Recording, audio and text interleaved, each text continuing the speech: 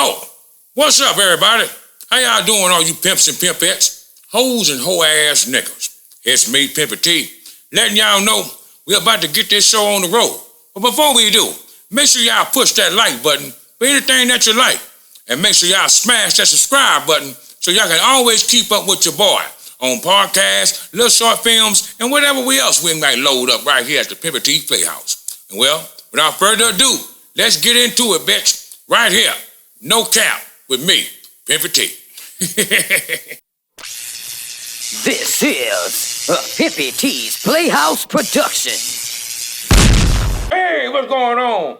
And welcome to another No Cap podcast with the one and only, your boy, Pimpin' Sense Pimpin'. It's in my blood. And remember, when we at the No Cap podcast, baby, we gonna live, love, and laugh.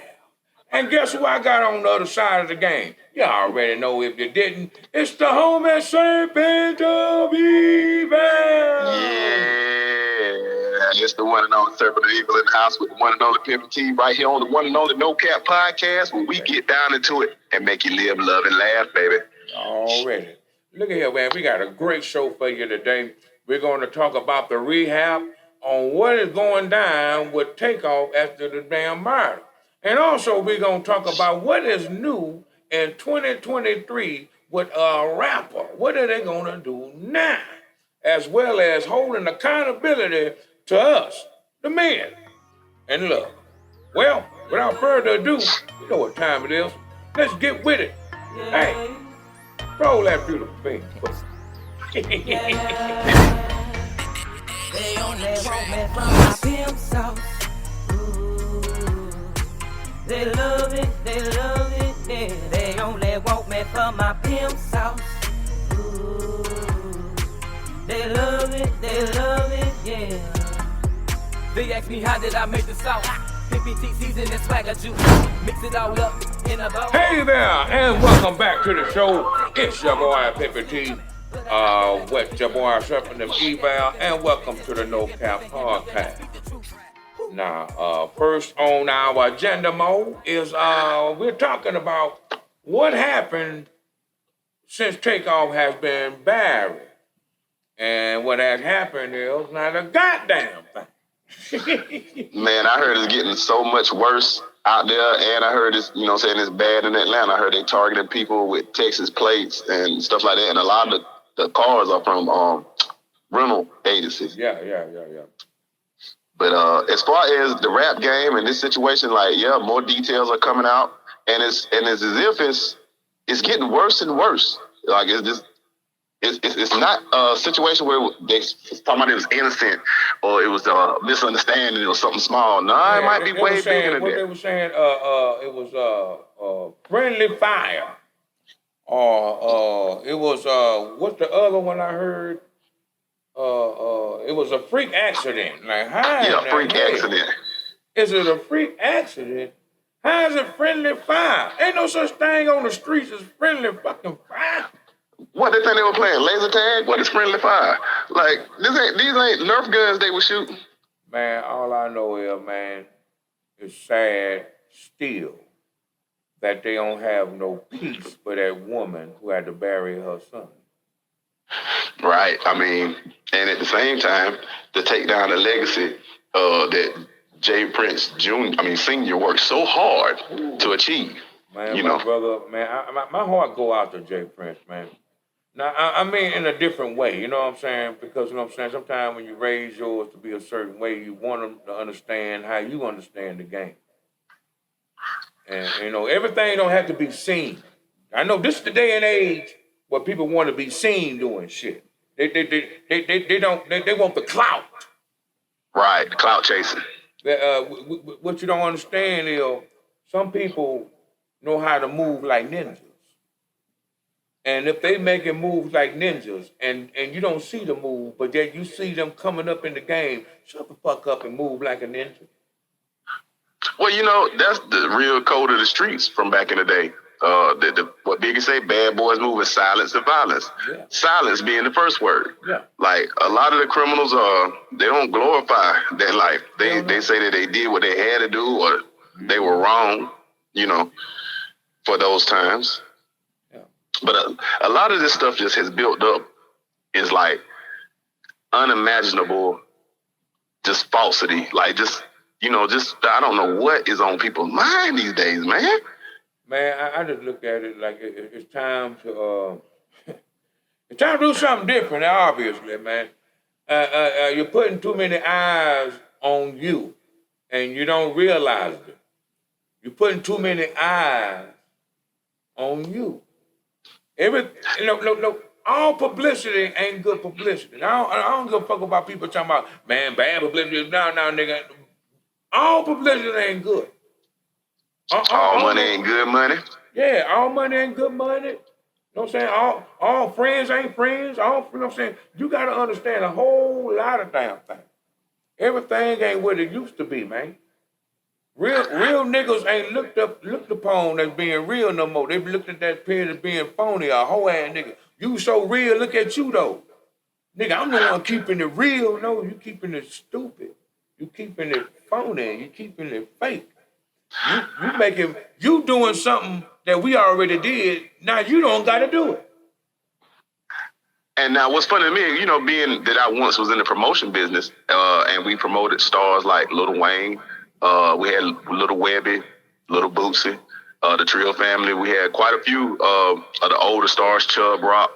And when we promoted and invited them to the town to do a show for us, they never had to check in. It was like, I know personally, I picked them up from the airport. They didn't have to check in with nobody. Came, did a good show, showed them love, and went on. So with this cancel culture that we're living in, when are they going to cancel the check-in culture? Because, what is that all about? Man, okay, look. I'm going to be real with you on I'm half and half with you on that. On the half with you on as far as like, yeah, back in the days, man, things wasn't like they were now. We were really trying to keep it together, even though it was more of us trying to keep it together than it was of us trying to separate us. In other words, yeah, we heard about the gang violence and niggas want to fight and seen gangsters, but everybody else were bundled up in a big ass ball having a good time. And if they see somebody trying to do that shit, they immediately stop them in the back of the day. They ain't let it go no further. Man, y'all take that shit down the street, man. We having a good time in here. Hey, let's go back to the movie House Party. Wasn't that one of the points of House Party? The three goons that they didn't want to come to the party? Yeah. The point of the thing is to enjoy it. Not to be worrying about if this nigga gonna get mad because ain't nobody showing him no attention. Oh, he coming in because he wanted to kick some fucking ass. Yeah, man. Look, man. The days of back in the Gap when you used to be able to move like you wanted to, it was beautiful. You were able to see so many stars and legends come down to your city and your hometown. But in this day and age, where you got to worry about somebody jealous of what you have accomplished, or you got to worry about that over-obsessive fan who just want to kill you, just to have a tie to you for the rest of his life. And then you got them crazy bitches. And then you got, just regular ass motherfuckers who just want to jack you and kill you just because they want what's in your pocket. Instead of just getting away with the money, they want to kill you too. And they're saying that this may have been a little chain snatching situation or some sort of remember they were saying Quavo got in an argument, and I believe the reports are saying Quavo said, "I better get out of here before I hurt somebody." That's threatening, so that could have ensued a little bit of the anger, but it was no need to take this to this level. When you are the promoter, when you are the man that's supposed to be protecting the stars in the town, and you got that kind of pull and power with your people. Yeah, the words do have power. Words can move people because this is a day and age where people are flimsy. You can't take a word. I was telling a good friend of mine about how they was taking things in. I'm like, man, I know ain't that nigga on this world gonna be Jesus. Nope. And we can't. I'm like, man, if you can't take a couple of words, and fuck them words. Man, people talk about me all day. Man, the nigga, look at the teeth. Hey, man, look at this. Man, look at that. I don't give a fuck about them words, my nigga. What you do, pimp? You just keep it pimping. Man, I don't even much acknowledge their existence. I heard it, but man, why am I gonna waste my time worrying about you, man? You want something out of me because you ain't got nothing.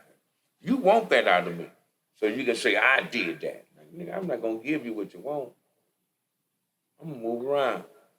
You waste more energy exposing that. But again, like back to that topic, what is the new move now for the new rap generation? Are we gonna go back to, let's say, like the early 90s where we start to get a breakup and some people rap about love and dancing and having a good time? And you might have one or two that rap about the grind or the darker side of life. Are they gonna go back to singing? Something, because how many rappers have been lost in the last couple of years alone? We have lost a lot in this year. If you look back at all the years, if you look back, I would say 7 years, you'll be like, God, wow. And it's funny that you say 7 years because my promotions, I was just talking about we were doing it probably about 06 or 2007. That was when the era changed. 2007, 2008, the Obama years is when we really started to see a lot of these changes. Yeah, that we're like living in now. And we've seen the copycats first, and then and I would say 2015 is when we seen all the people wanting to be hard and trappers and talk about all this guns this, guns that. And I pulled down like, man, what the. Whoa, and then it just carried on and didn't stop after that. Right. And I hope the industry don't think that by letting women defile themselves, that's going to help the situation. Because going that way where you don't have any male rappers and all the females are rapping about hating men, and that's not going to make the situation better. As far as that goes, I just think... you know, the movement of the women empowerment changed that. And they start feeling like they were more open to do a lot of things. They were already heading that way with Lil' Kim and, you know what I'm saying, and the rest of them who were even before Lil' Kim, you know what I'm saying? But I'm just saying it really hit strong when Lil' Kim came, because then you got the Foxy Brown and you had the next person talking about they pussy this and they... my poom, I can swallow dick, and I mean, it was like, whoa, you know, it was like, what is this? And then it went from a roll down the hill. It just got worse in these years because everybody talking about, you got little babies talking about popping their pussy. Right. I mean, and like you said, hey, even back in the day, let's say those Luther Campbells, those Acanellis, those songs, at least you in the video, the visual, you got to see men and women having fun together. Or at least, you know what I'm saying, they were enjoying themselves partying. Now you look at these videos, it's just a whole bunch of girls dancing by themselves. Yeah, or a bunch of niggas surrounded with guns. And by themselves. Yeah, with cars and money and... Or you see, remember, it's just, I look at it like this here. It has been, how you say, and evolve. It keep evolving. Hopefully we can get out of this damn thing because I'm tired of losing great rappers for nothing. Absolutely nothing. And nobody's benefiting but the person who put the insurance on the back of that man. And nobody's benefiting but the people that's trying to tear down that nigga so they can build up another nigga. Nobody's benefiting from nobody's death but the people who got money involved or the people who had money involved to do the thing that was done. Because that don't even much make no sense for that young man to be gone and nobody understands why. Nobody want to say nothing about it. I understand why. Oh, I'm no fool. And I know for a fact, from my Memphis ties and family, that like since Young Dolph's situation, that hasn't stopped. Like the shooting in Memphis is terrible. Like, I mean, even the old folks complaining, like, what's going on? What are these young people doing? What happened?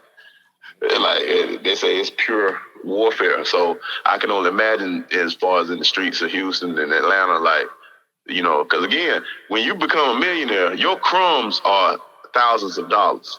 So which means you feed lots of people just for your crumbs when you go places and spend that money, buying those cars. Think about it, like people get that commissary. I mean, that they get that commission. I done said commissary. I'm thinking about something else. They get that commission and they get those bonuses. So millions of dollars spread thousands of dollars. So a lot of people are eating off these people. Yeah. Like they're feeding a lot of families. They're eating the wrong way. I look at it like this here. Today's rapper is making so much money that to the point where they can open a business. I was talking to my son about some rapper he was bragging about, and he was talking about, he brought his own projects, and he did this, and he did this. I'm like, okay, he brought the projects, but yet the game is still going down. He brought the projects, but yet they still pumping dope and packing pistols. He brought the projects. Who does it help? Who did he elevate? He got Lamborghinis and all this beautiful shit, but he's still in the hood, ain't done a goddamn thing to show these niggas how to get out the hood. He's showing them how to stay in the hood. If you're gonna have, I feel like you said, if you're gonna have that type of mentality, then rebuild the hood altogether. Buy the whole fucking plot. Rebuild that shit for the better, not for the worse, for the fucking better. Then keep the drugs off the street. Put a goddamn place where they can earn money and make money they goddamn self and flip the money they make. Come on, man. Why y'all putting the bullshit in the street? That's true. I mean, but they're advocating the ignorance. So you know what? Hollywood is a big instrument in this monster. Like the recent comments from old Kanye West, where he's not sounding so coonish because he calling out some things that we've been saying. We've been known. His recent comments on the sacrificing. Now, my thing with Kanye, it ain't about what he's saying now. It's with all the bullshit he put on before he said what he said now. You know what I mean? Oh, it's definitely. Like all the BS. And then you got to look at what the moves. It's like, man, you start a church and got all these people believing in it, and you cancel that because you're on some other shit. I know we flesh. I know we human. But at the same time, don't play like that. Because you had a whole orchestra and a whole, a whole movement going on. You were going to people's churches and doing all this great things and talking about how you believe and how you walk in this walk. Man, I understand that. I'm walking my own walk. I'm cleaning my own self up. I'm doing a whole lot of things. But one thing I'm not doing is playing. I don't have a whole, list of things of people, throwing flowers beneath my feet while I'm spreading out these true lies. Yeah, my parents raised me, don't play with the Lord's name. Don't use his name. Nigga. Because the way he punished you, man. And maybe that's his punishment. But again, where does this all lead? Everything that's happening right now, Pimpy, we got to come up with on this podcast, what is the next move for the rap game? Where do they take things from here to change the narrative, to make things better, to come up with a solution to the problem, not just keep talking about the problem? Well, me personally, I believe there is a solution. I don't think they're going to follow it. I believe they need to, I take that back. I believe they're going to start following it because it ain't going to be no other way. And they're going to have to spend money to keep life. So, as a matter of fact, we'll talk more about that right after this quick commercial break. We're going to come back and we're going to talk about what in the hell do we do for 2023 to keep our celebrities alive? How do we need to change up the music narrative? It don't have to be all bang, bang, shoot 'em up. Somebody going to have to start dancing in this bitch. Somebody going to have to start talking about the true things that's going on. We're going to have to start dipping and dabbling into our own creativity that we have and stop playing with the only route that they want us to have. Not the only route that's there. The only route they want us to have is to kill, kill, kill, murder, murder, murder. They don't want you to educate and elevate, but it's time for a change. We'll be right back. Hi, it's me, pimpeeT. actor and player extraordinaire, and also a proud sponsor of the Save a Hoe Foundation. And we here at the Save a Hoe Foundation would like to say thank you. It's because of you that we were able to overachieve in donations thanks to our new program, Hoes on Wheels. And you don't have to believe me. Here's a word from some of our proud members.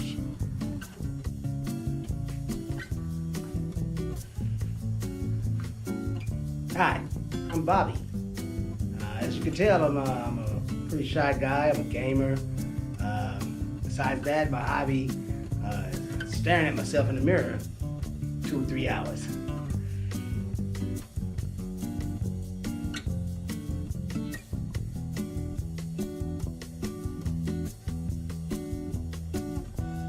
Yeah, I could do that for like 2 or 3 hours. Their new program, Hoes on Wheels, has really changed my life. And you know, since the COVID-19 situation, I'm not able to get out and prostitute like I used to. But thanks to the Save the Hoe Foundation, I'm able to have companionship on certain days. Thanks to their new program, Hoes on Wheels, I'm not lonely anymore. And I can wear both of my socks. Oh man, I just got an email. Oh, I just became a platinum member. Oh man, I got that due to my 1,000 purchases. Thanks. Hi, I am Charlie Ray.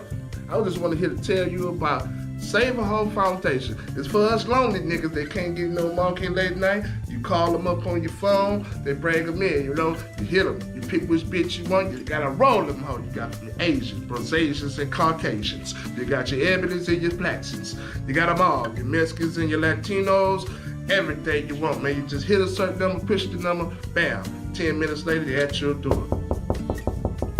Well, it ain't the genre. I'll catch you guys later. The Save a Hoe Foundation. Saving a hoe. One bitch at a time.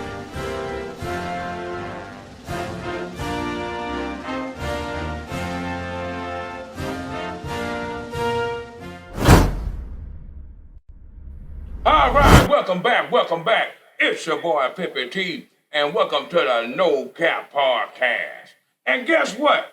We got a special guest. Yes, I got my boy Serpentofevil, but I got another brother all the way from Big O, one of our big old family members. It's none other than Blaze Jr. in the building. What it do? Man, What good. up, Blaze? Man, how you been? What's up, What's up? I can't complain, man. I can't complain. That's what's up, brother. Good to have you, man, on the show for the first time. Thank you. Yeah, man. And right now, brother, what we're talking about is what is the new move for the rap game going into 2023? Are they going to keep the same mojo, you know, kill, go out all that flashy? Or are they going to go ahead and get real security instead of hiring these niggas off the block?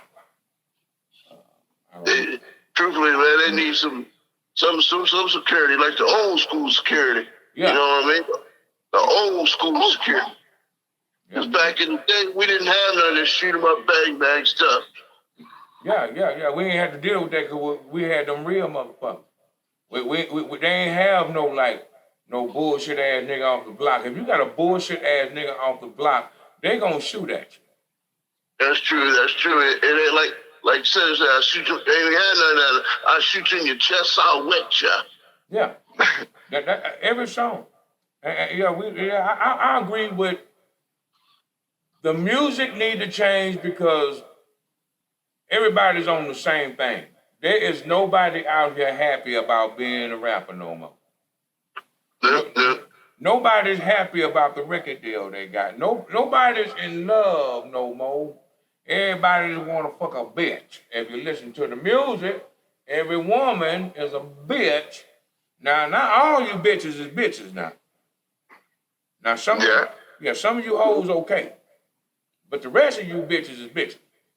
No cap on that. But now, there's some real women out there that need love and tenderness. They want to be making love too. Remember, we had Teddy Pendergrass, Jodeci, and All them motherfuckers back in the gap, all they got is Crib Bound and Jaquac, Jaquita, or whatever that nigga name is. R. Kelly, he done changed up. I don't know what happened to R. Kelly. Now he want to piss on me. Me neither, man. Me neither. I don't know what happened to him. Now, when he first come out, R. Kelly, he was hit. He was hit. Now I give him his props. Yeah. As he got older, yeah, that nigga start fucking with them youngsters. I think what happened was he went to the hood. Them young niggas inspired him to be young. So he was like, "Fuck it, nigga. I'm gonna fuck with the young hoe too. Y'all fucking with the young hoe." Right. Shit. He forgot. These them young niggas. He got older, so yeah. He thought he had the reverse game. He thought as he get older, he get younger because he thought younger. But that's not how the game go, nigga.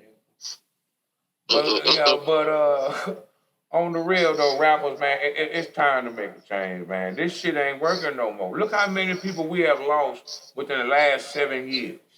We have lost a whopping. I ain't talking about the ones who died from natural causes or overdosing. I'm talking about people who died from bang bang, shoot 'em up. Ooh, I like your chain, death, motherfucker. I'm talking about all the people who died by gun violence.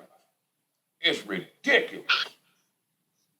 Yeah, and again, like the industry has put a lot of this in there. That hey, people are being approving, like they approving these songs and these albums to go out. Like, man, the industry is they hands on with this, so we got to first address the fact that why are the people who are in charge of putting the music out there? It's an agenda.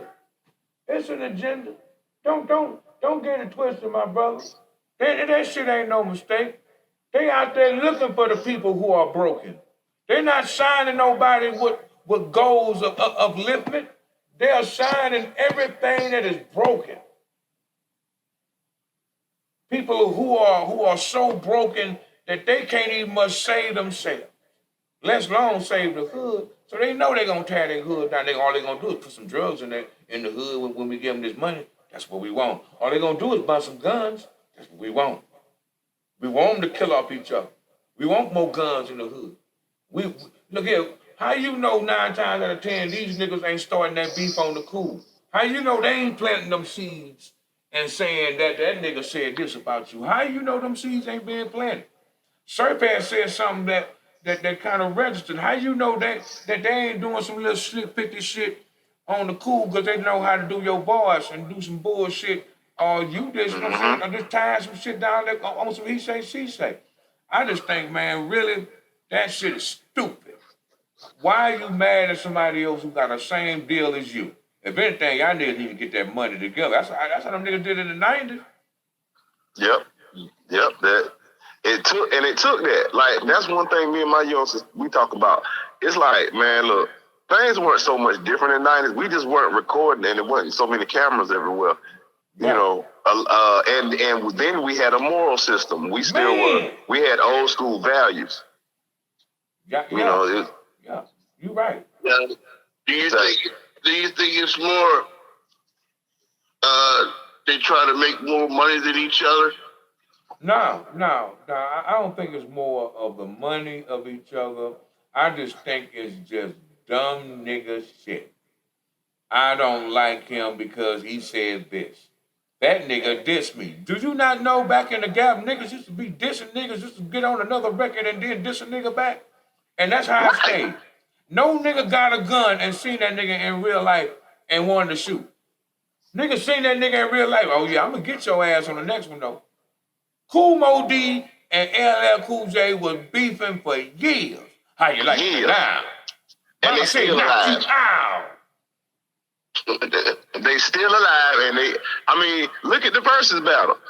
You know, like, and you talking about people that like we losing them. They didn't fall off in their career. They not coming back. Won't be no shows. Didn't Sinbad say that one of his comedy shows years ago? Like, these rappers, they ain't gonna have no old school shows when they get old. They ain't gonna be able to do that. But most of them ain't gonna be here. A lot of them ain't in this day and age. He might not have been speaking in that day and age for the people that came up in the 80s, 90s, early 2000s. But everything after 2010, he on the money. Yeah, he predicted the future. Everything in 2010, nigga, went to shit. Everybody wanted to pack a Uzi 90,000. Niggas started having their names after, like old boy said, Batman characters, Batman villains. It was like it was straight out of goddamn comic books, nigga. And remember, and you got to understand this too. And then niggas got lazy in the 2010s because they start jacking other niggas' swag and then saying it's theirs. They'll take your name. You know what I mean? 21 Savage as it was 22 Savage, or 29 Savage, or 24 Savage. It was 51 Savage. I seen an old ass nigga say 51 Savage. I was done. And another thing, some of the fads they do now, we done been done it. Yeah. They just repeating the past. They arguing and beefing over stuff that we already did. You know why?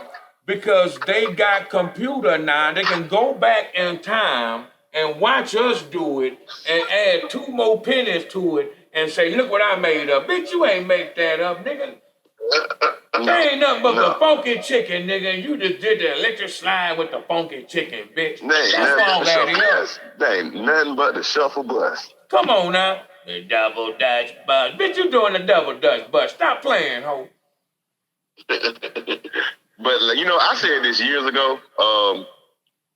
Everybody, when 2000 hit, wanted to make their mark. Like, everybody felt like, okay, we are all famous. Like, every human alive. Because in the future, when they talking, you know, history, and they talking about the years 2000, you know, think about how we talk about, let's say, the 1900s or the 1700s. And it's people that, again, 1700s, Ponce de Leon and Sacagawea, these people made, you know what I'm saying, they made global impacts. So 2000 hit, and a lot of these rich and the elite, they started saying to themselves, hey, man, let me make a global impact so I will be remembered on throughout time. Yeah. You know what I'm saying? So I will be remembered on into that situation. And so that's what ended up happening. Everybody wanted to seek this fame and fortune, like Donald Trump. He never wanted to be president until the 2000s. Why? Because he finally realized that's making that mark. He'll be forever now in history as a president. Not only just a billionaire. All these people on social media just to go viral because that means they made their mark in history. Yeah. These mass shooters, they doing this because now they're the new Charles Manson. They're the new whatever. They're going down in history. Yeah. And so many people struck on that, trying to be famous, the lifestyles of the rich and the famous. That's causing a lot of this trouble. What caused this trouble? Not all of it, but I blame it on going. What's that nigga named Boot Gang and the rest of them niggas who were doing like shit like that and getting famous for knocking niggas out, knocking old men out, knocking old women out, getting famous for running out of stoves. It was about being famous for less. And not even being known. Because going viral, you're known. That don't mean you're famous. You famous in the motherfucker when you can go inside the store. It's Boot Gang. And I'm seeing these videos. Back in the days, it used to always be on Facebook. Ooh, and there's people saying, ooh, it's Boot Gang, it's Boot Gang. What you gonna do now? And the nigga chasing the nigga because they want to be disruptive and bad. And they got that same intention as him to do that, but they ain't got them nuts. And they like watching shit that they want to do, but they ain't got the nuts to do. But they so determined to make sure this nigga make it all the way. Well, tie in Hollywood's influence because guess what? When the internet started popping, we old enough to remember this all started around 2007, 2008. YouTube, you know, it was around, but this got this big boom around those years. Mm-hmm. And what really happened, YouTube and all these streaming services and the internet stopped a lot of movie going, TV shows. So Hollywood started suffering because all the talent no longer needed to go through them. So once they seen that, now they had Hollywood shuffling for talent for a few years. So that's when they started shelling out the money. Now, once they started shelling out the money, then they get these new people that don't know and bring in these youngsters and give them a little money, flash it in their face, but they ain't gonna plan on using them the entire time because they burn out all their money with the young Jeezys, with the Gucci Manes, you know what I'm saying? Like with that era of people that was independent and they and didn't need them. Yeah, that's what that. I think y'all, everybody need to thank Master P. All you rappers out there who are able to be free, y'all better be thanking Master P. Y'all need to be sucking Master P's penis from the back right now. Every time y'all see that nigga, y'all should buy that nigga lunch. I'm just saying, they need to be buying that nigga lunch. Whatever that nigga do, y'all niggas need to run to that nigga because all y'all niggas copy that nigga pattern. I totally agree. I was a person who watched that movement, and I totally agree. Master P showed them all how to actually get money, how to actually do what they're doing now. I mean, he showed the world. Like, let's say Jay Prince. You ain't gotta be gay for pay no more, brother. You can start your own shit. Jay Prince was doing it. Jay Prince was doing it. And that, you know, Rap-A-Lot was, I would say, no. Jay Prince was doing it, but Jay Prince ain't showing a motherfucker how to do it. Right, that's what I was going to say. He was doing it. He wasn't showing them how to do it. Luke was doing it. He didn't show them how to do it. Master P came along and did it and then turned around and showed them how to do it. Goddamn right. And he got his game from the one and only. So he had to get his game from the Prince.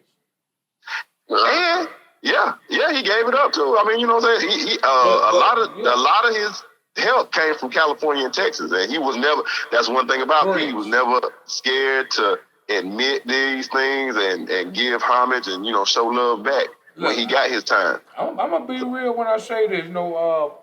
Prince might got his hand in some shit, but you gotta give it up. The brother made a lot of motherfucking moves that are unbelievable and helped out so many people. But at the same time. Hey, what they say best? Heavy is the head that wears the crown. Hey man, the brother is cold with the pole. We gotta get a nigga his shit when it come to his shit, but at the same time, you gotta be. Look here, man. You can't keep putting your penis in random bitches and think you ain't gonna catch something. Oh no! Oh, say it again, please. Oh no! Hey, that put a bad taste in my mouth. I couldn't even respond after that. But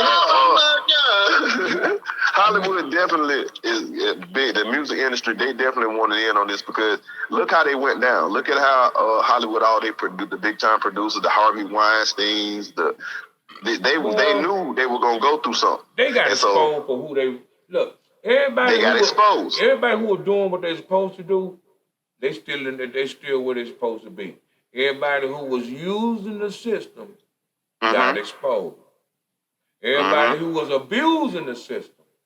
Or got abused in the system. Yeah. They started coming out. Because again, Obama brought the era of truth, like less exposing all the lies. Like a lot of people forgot that or were too young to really know. No. That's when a lot of shit stopped. They forgot that. They just didn't give a fuck about none of that shit. A lot of people just thought, man, we got a black president, my nigga. Nah, during those years, a lot of ills got exposed. Yeah. And that's why things had to change. That's why his promotion was truth and change. Yeah. Remember when old boy said, "You lie."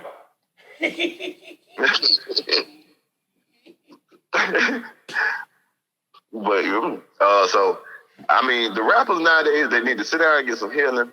Yeah. No. And they need to just have some fun. Like, what you get all this money for to be mad and be wanting to shoot everybody? They need to get some direction.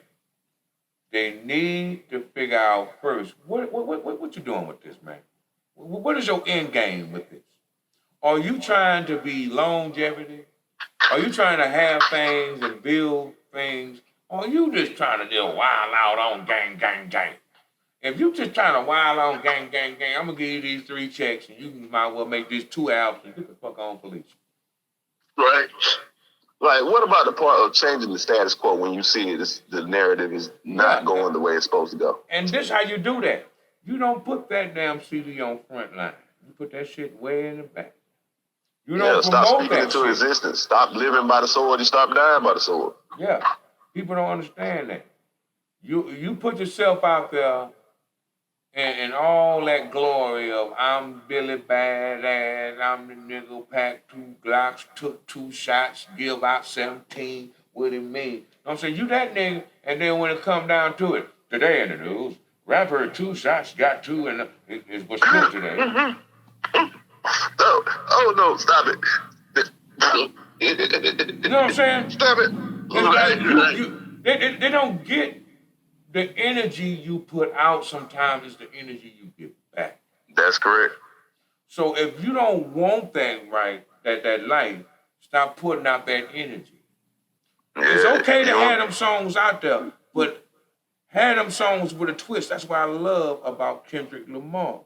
If you listen to the music, you be like, man, nigga talking about shooting shots, and then he started putting you in the reality of what this is coming from, what is going on.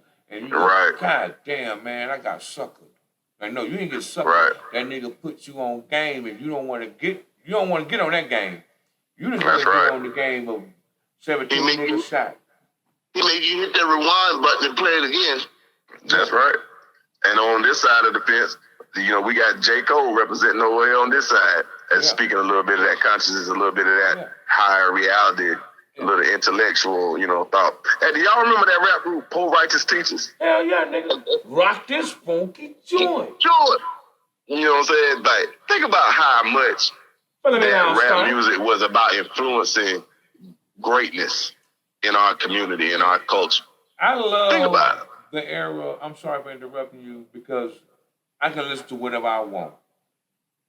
If I didn't want to be conscious today, I can go get gangster. If I don't want to get gangster today, I can go get me some dance. All in one era. I didn't have to be, you know what I'm saying, like feeling subconscious when I pull up at the light with a bunch of niggas playing gangster shit and I got to hurry up change my music. You know what I'm saying? Nah, nigga, I can jam whatever I jam and just jam because this is me. I ain't had to put on no front. And everybody's faking, man. This should be driving me crazy. Hey, I'm one of those children. I had a large nose when I was a child. Hump helped me through a tough time in my adolescence. If it hadn't been for him acting silly, non-gangster, and you know what I'm saying, when I was a young man, like I'm a preteen, and I'm like, hey, here's this man having fun in life, confident in himself. Joking around, having a good time. That's all. I mean, I know he's a man in the damn mask, but at the same time, look how much fun the man had. Yeah, you know what I'm saying? I don't want to do that no more, though. Look at the confidence. No, it ain't about having a good time no more. It's about nigga what, nigga? Yeah, nigga, I would. Ho, I'll kill you, bitch, on guard, nigga, on 2 baby mamas, nigga, what? I shoot the whole people, nigga, why he on everything? Like, why are you so angry? Yeah, pull your drawers out your ass, man. What's wrong? Did your dog get ran over? They got all kind of personal issues. Man. Because they take on the stress of the world, these global things, watching the internet, and it's not even problems in their real life. They take on the fake of the world watching this internet. They take on the fake, and they believe in the fake so much it becomes their reality. They'll watch it, like I just said, watch a nigga who got a rented goddamn Lamborghini, and they say that nigga rich. Do you know the struggle that nigga going through just to keep that front on for you motherfuckers? No, you do not. Because if he buy that bitch out fully, he'll never have another penny in his goddamn bank account. That nigga sitting on, he might got $300K in his goddamn pocket, and he gonna spend half of that on bullshit. How many people done won the state lotteries or the lottery, the Powerball, and been broke later? You know why? They invested in bullshit. I say this every time, man. And that's the same thing we got going on in the rap game. Yeah. You got people that have hit the lottery and made it. You famous, you own, and here you done burnt out, lost everything. Lost everything. First thing I tell everybody, man, buy a house, not no fucking mansion. Buy the land, own the land, and build a house. And you don't need nothing extravagant. Who all gonna be in there? I don't mean to cut you off. And don't build no gargantuan house that later on taxes gonna take it. That's what I'm saying. You only need a 3 to 4 fucking bedroom. Remember, you getting old, not young, bitch. So as you get older, all that house ain't gonna matter when ain't nobody in that motherfucker. Exactly. So hey, I'm gonna tell y'all something funny. I was watching the video earlier of Michael Jordan's house on in Chicago. They got it on YouTube. And man, first thing I thought, who gonna clean them windows? I was looking at the front window, how tall that. I said, man, just the cleaning the windows cost you 10, 20 grand a year.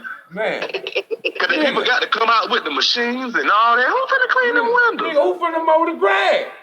Who finna do the edging? Who finna go quack them toilets and nigga, hold up. How many rooms? 19 bathrooms in this house. 9 bedrooms, 19 bathrooms. Who finna wipe all them toilets? Guess what? I'm gonna do at least 3 of them. I mean, he got bathrooms all in the... Man, but I was just looking at some of these houses and looking at how, like you said, these big $1 million houses. People don't think about the maintenance that goes in what's the cost of the maintenance for that house. And not just the taxes, Blaze, because that's another factor, the taxes. But then what's your yearly maintenance? Yeah. Your pool cleaner. How much do you spend on chlorine just to keep the pool running all year round? Because you gotta remember, you famous, bitch. You ain't. People keep forgetting when you famous, you can't pay nobody no $100 no more, motherfucker. Dave Chappelle told him that. Nigga, people don't be thinking. That's why you think small. Buy the land. You can always build on the land. Right, and like you say, you get older, you don't get younger, so you're gonna have, after a while, you're gonna have health problems, and shit's gonna break down, and then what happens?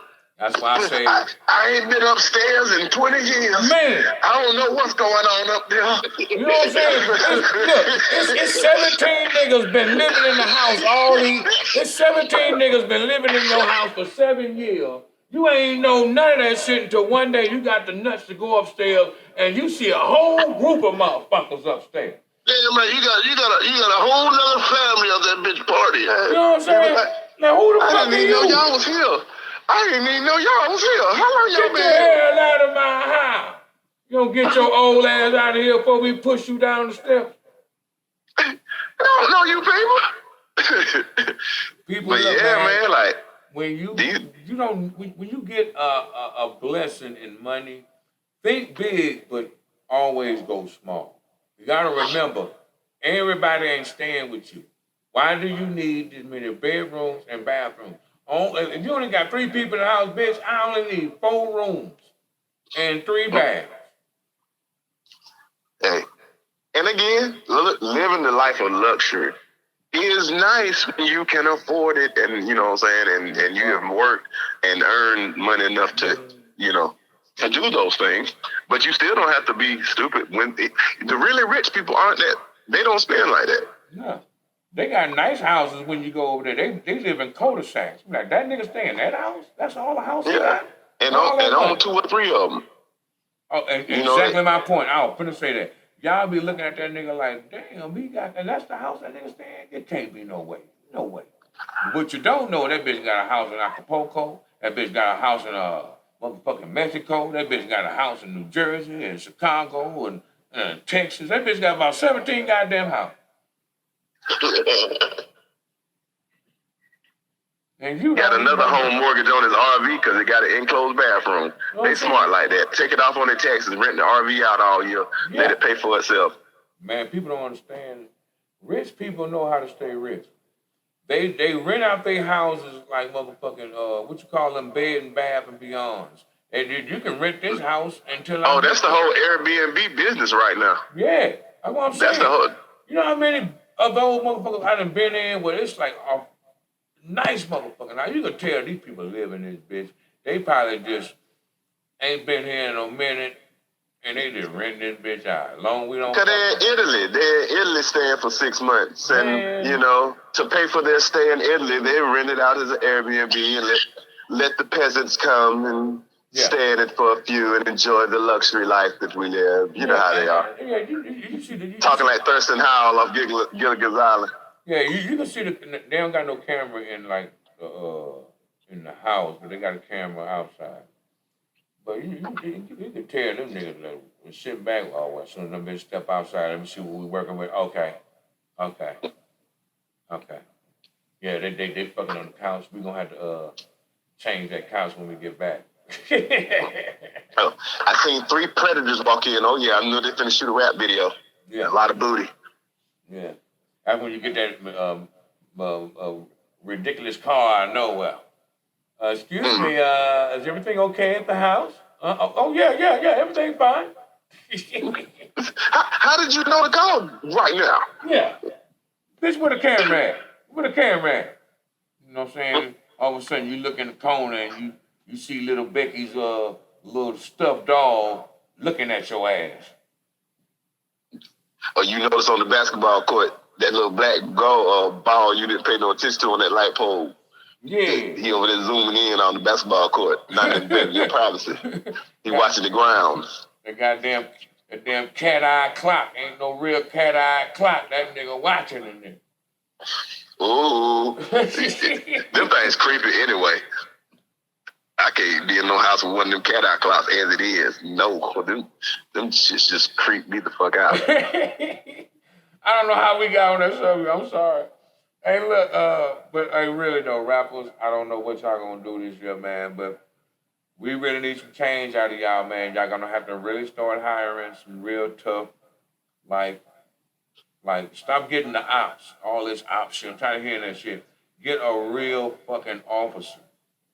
Nobody trying to do life for killing an officer. Always remember that. Get your officer. Look here. Tell that nigga you going to your dressing room. Your dressing room can have a secret compartment where you can lead to another room where y'all can smoke and do everything y'all want to privately and then come back into the bullshit room. First and foremost, most states are legal weed. A lot of places are legal that they be in, like California and Nevada and Vegas. You know what I'm saying? But, even though it's legal, niggas ain't buying no dimes, nigga. These niggas buying motherfucking whole backyards worth of weed. These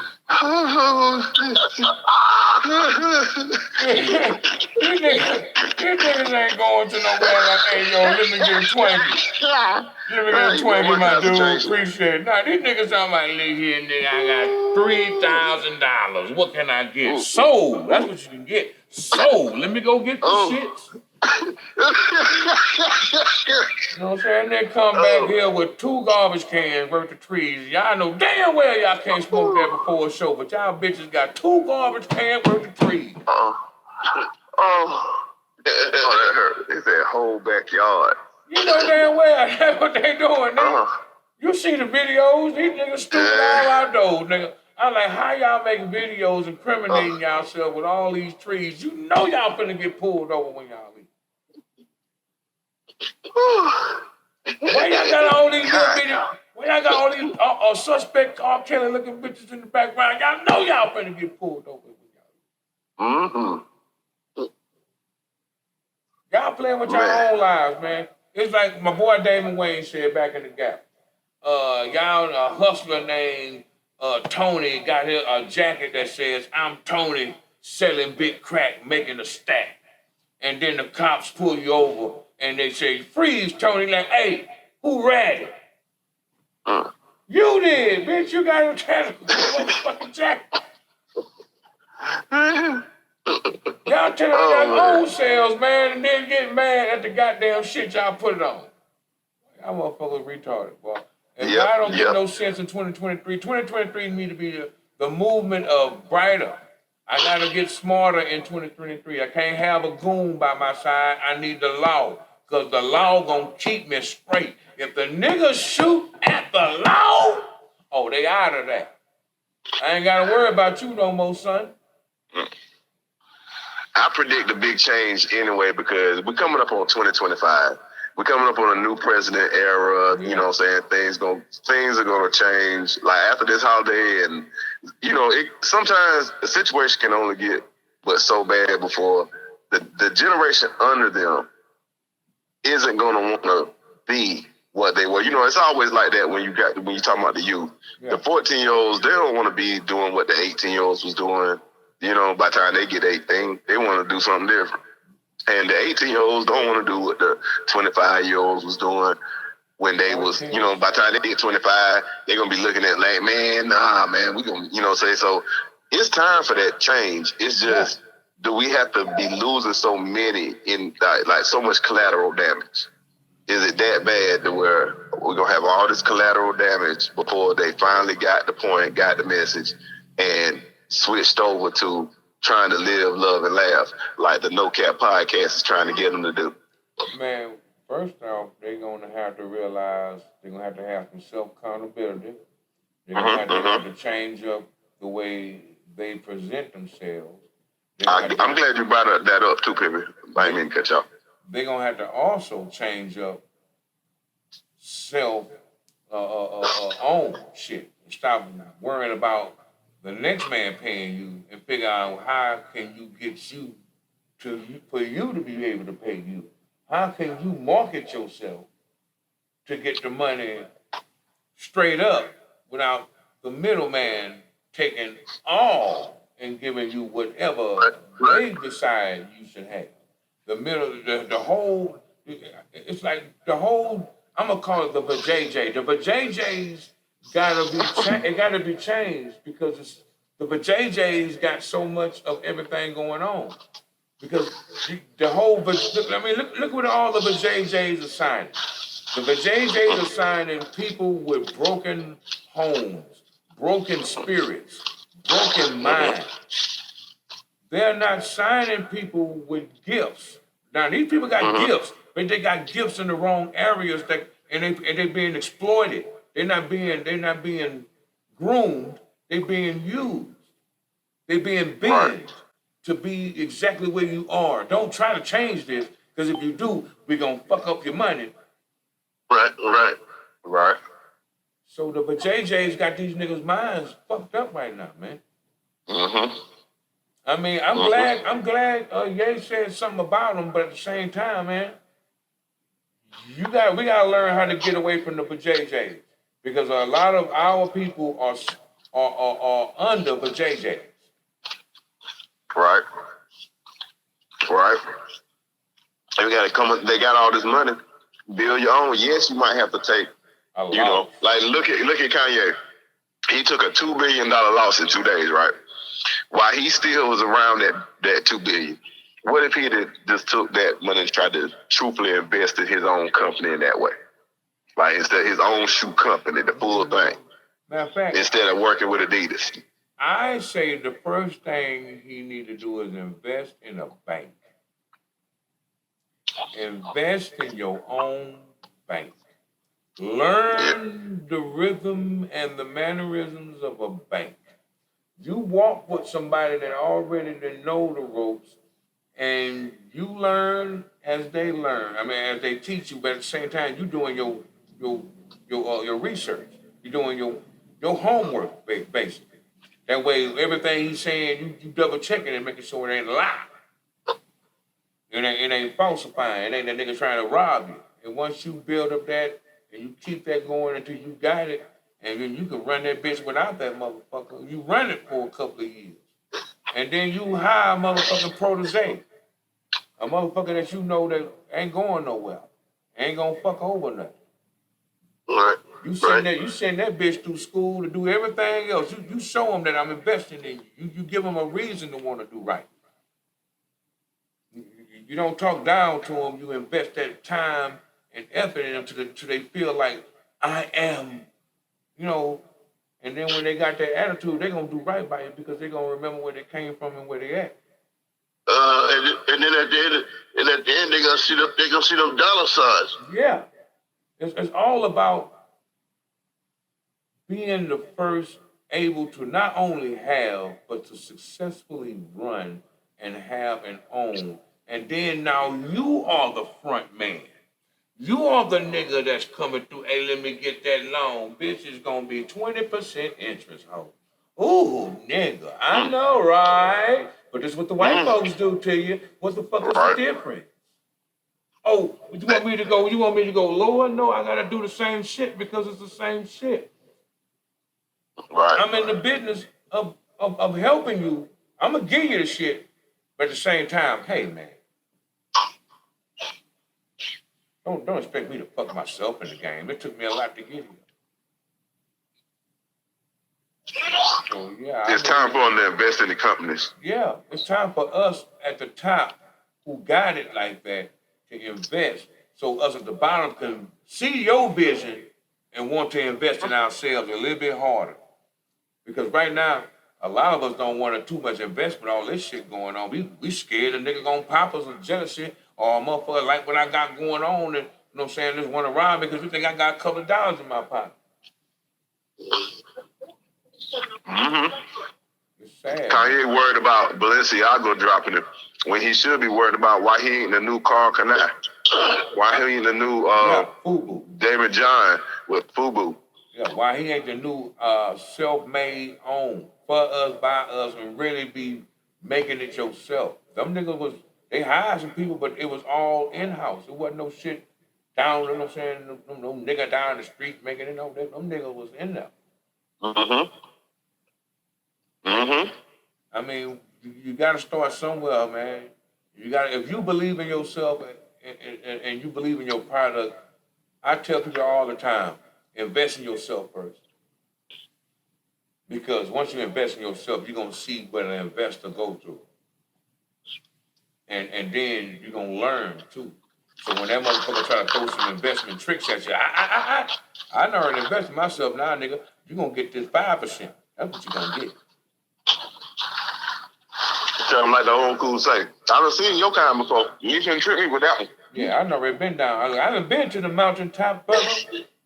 I have seen the light. Yeah. And the words of our Indian brothers, you white devils ain't gonna cook. And how? Oh, stop it. Oh, no. That's not comedy no more. Oops. White skin devil. Yeah, yeah. It is what it is. That's what they used to call y'all nigga back in the day, the white skin devil. It didn't matter if you was a JJ, you still a white skin devil. It don't matter if you was slick is he? Slick is it with he? You know what I'm saying? It don't matter if you was from my pinky city uppeth. You still a white skinned devil. Yeah. It is what they label them best.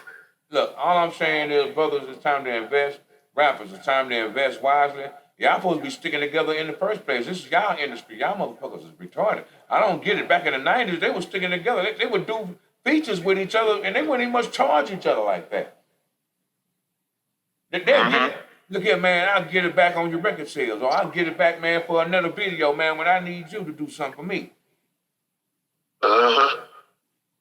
You know, switch out. You do a song on my album, I do a song on your album. Yeah, free of charge, nigga. Let's keep it cracking. You know what I'm saying? You know what I'm saying? This is... And when have to come look for you? No. Nah. You know how many videos I see now of old school 90s and 80s, how niggas would literally go to the studio where the nigga at and do the music right there with them? Yeah. Kid and Play was dancers in Salt and Pepper videos. Like, they were just, you know, remember the flavor Tramp? unit. Remember Tramp? They was in the Tramp video. They was in the damn, Says Your Thing Out. Yep. They was in the damn, Push It. They was in all their video. Yeah. And then all of a sudden, Kid and Play. Kid and Play. That's what they used to call paying your dues back then. It was a difference in paying your dues and this checking in shit. Come on, man. Now that checking in shit, I would say that's more I don't want to say the N word, but it's installation. I know it ain't installed with no N. I'm just saying installed it. It's just, it's like this here. In a way, it's good because sometimes you get the right people that keep you out of harm's way and show you how to maneuver through the city where you can have some fun. Take you on the other side of the game instead of taking you through the fucking hood. They take you through all the way to, they take you to Cracker Land. I'm sorry, white folks. And they have it where everything is nice and neat and, well, like, oh, look at all these people just chilling and having a good time. Like, yeah, it's the other side. Yeah, that's what you think. Yeah, that's what you're supposed to get. Yeah. This is the other side of L.A. You know what I'm saying? Where I'm from is fucked up, but I know you're trying to have a good time. So I want to make sure you're good. And I'm not going to be seen with you like that because me being seen with you might set somebody up, but I just seen Kulo Holmes. No shit, Holmes? Where? The fuckers over there at Yeah, I'm just gonna show you how to maneuver. Hey, take my man through this part of town, that part of town. I'll meet you at the club, homie. That's it. I mean, ain't no man Superman. Ain't nobody bulletproof out here. Nah, man. So I mean that's how that's supposed to be. The nigga supposed to help you maneuver. Not and then look here. Something and if the nigga give you something, it is what it is. But if you don't, man, shit, with that nigga, what you gave that nigga is something more valuable than what you ever know.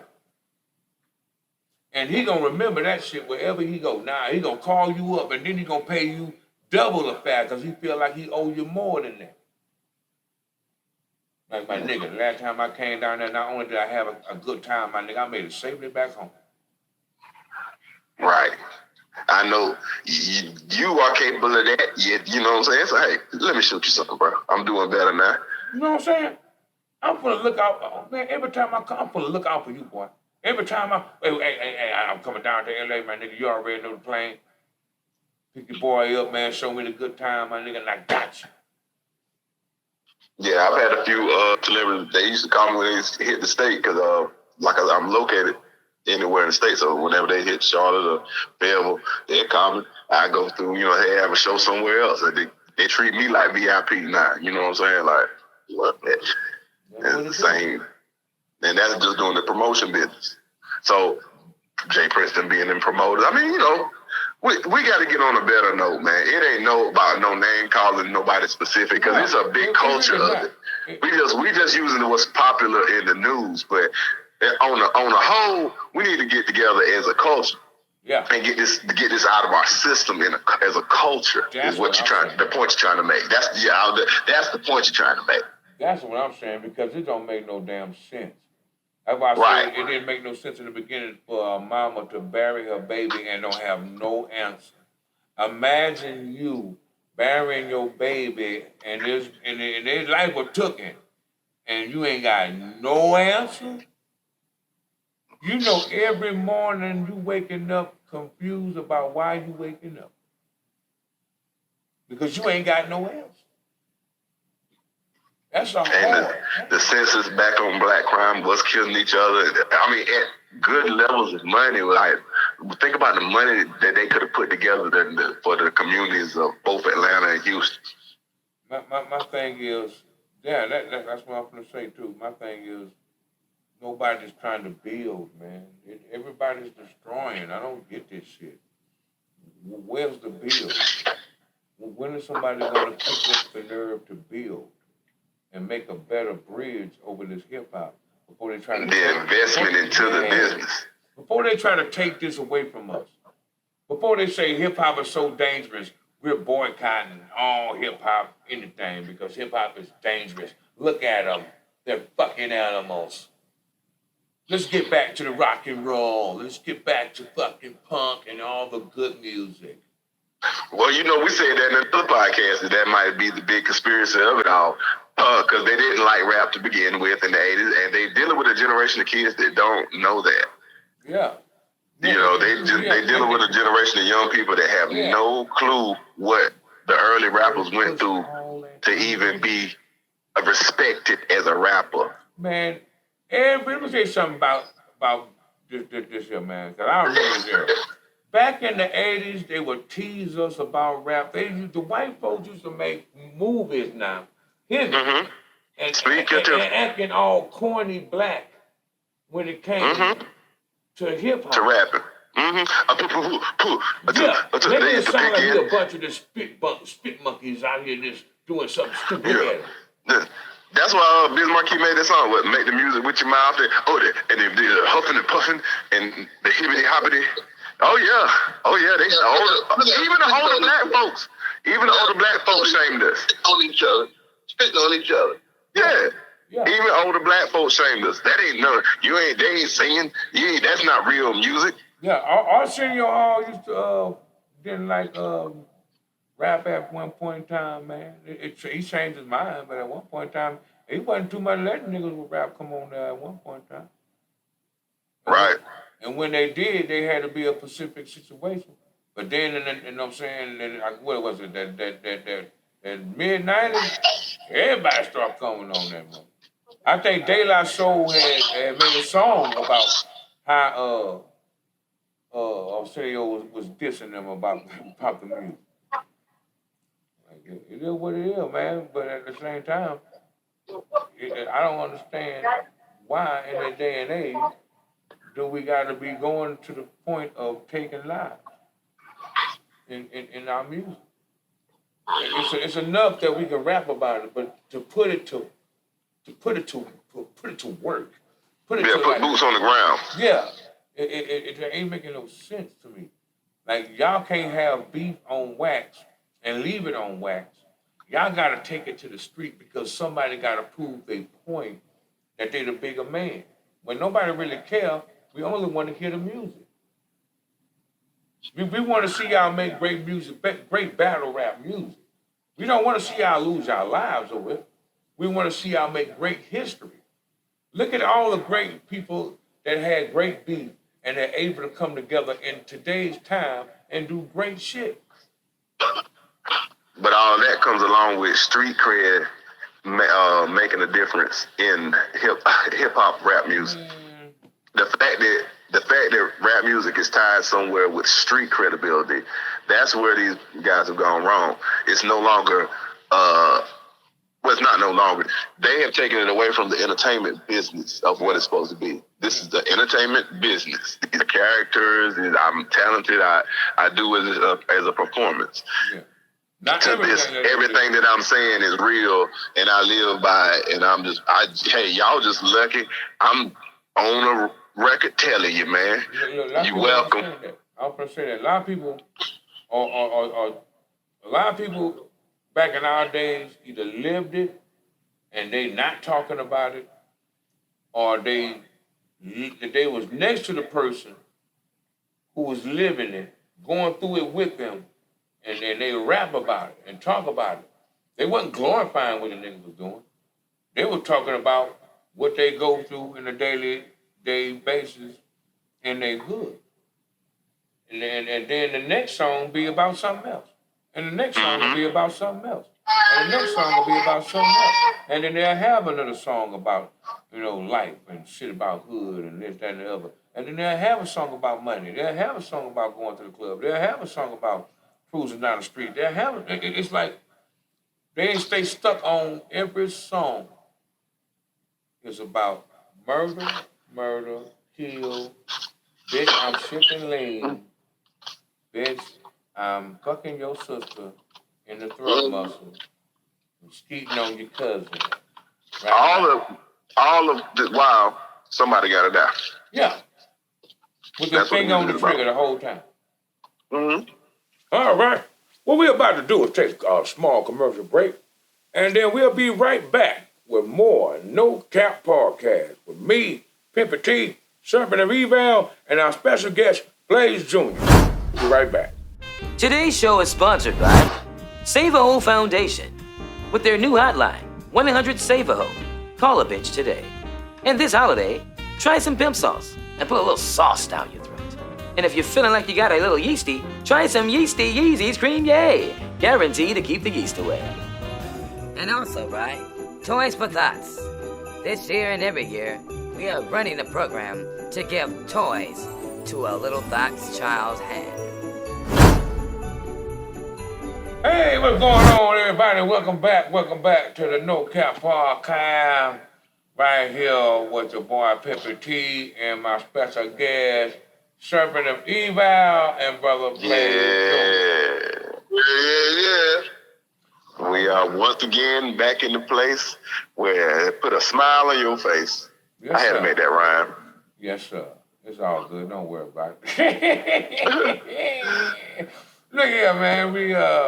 We come to the part of the show where we talk about love, and tendernesses and relationships and how we need to work on them. In this part of the show, we're gonna be talking about taking accountability of what we do as men to break women and make them bitches become bitches. Because sometimes they don't want to be them bitches, but we provoke the bitch in them to come on out of them, and then that whole bitch before you know it. Yeah, and this to turn the tables a little bit and point the finger at ourselves. Because again, this war has been ongoing for a long time. But yeah, man, us men need to sometimes admit that when we play our little mind games for what it is that we want from the ladies, they're emotional creatures and it hurts their feelings and their emotions. And therefore causes them to live in a darkness where they lash out and do things that they wouldn't have normally wanted to do. Yeah. And it goes both ways. Yeah. It's just hurt people. So it just depends on who gets hurt first. But yeah, that too. And I want to talk about men who are going out and meeting some nice ladies. They nice, you doing something good for them, they doing something good for you. But then you notice something about her that you don't like. But you don't want to tell her you don't like it, so you just keep her until you find something new. And when you find something new, you tell her how much you don't like it by relocating you and your shit. And then when she come home to find you and your shit gone, she like, where you at? Oh, I'm at my new bitch house. I took all the bills and I put them back in your name. I'm not coming back to that house. Tell your kids it was nice, but I found somebody better and I'm doing better. So I hope you do the same. And a lot of that is really hard on one another because, like you said, when you build up in front of a person like that and they ain't pay the signs no attention and you know that you deceptively not letting them know the full thing, you call it trying to spare their feelings in their heart. Yeah. At the same time, you spare your own feelings and heart. But again, that's that darkness that person might have put you in, and it goes both ways. Some men are put in that place. You're right about that. Some people are put in a place where they feel like, I got to get away from this crazy motherfucker. And then some men are just like, you know what? I just don't like you like that. I tried, but I just don't like you like that. And to keep from punching you in your face, because if I tell you in front of you, you're going to lash out on me, I'm going to tell you from a distance. And sometimes we did better to tell the motherfuckers in their face, and when we tell them from a distance, not only do they break, them bitches broke, they come and find wherever you at and tear up wherever you own, all to be damned. Mm-hmm. New bitch and all. And you know what's another thing? It depends. I think our accountability and all that brokenness, not brokenness, but all the things that make that darkness happen to people, it starts a lot younger than we think. You know what I'm saying? Like it starts at a lot younger age where we are starting to notice and have an attraction for the opposite sex. And those turn downs and rejections that happen then, sometimes even way before you even had sex, certain rejections or certain people, not responding. Like it could have been that girl at elementary school that you gave that letter to. Yes, no, check no, maybe. And she wrote maybe on there. You remember those? I love you. Yeah, do you like me? Yeah, what you say, Blaze? Blue circle one. Yeah. And then look, she done wrote it back and wrote maybe on there just to play with you. But, Oh shit! Better yet, wrote back there, nigga, please. oh no, or ball it up and throw it away in your face. See, as a child, think about that. Don't as a even child. must read it. Just pick it up and teacher, such and such passing notes to me. Oh, man, crush. Then the teacher read it in class. Oh, he crushed 2 times. Now you done made a serial killer. Yeah.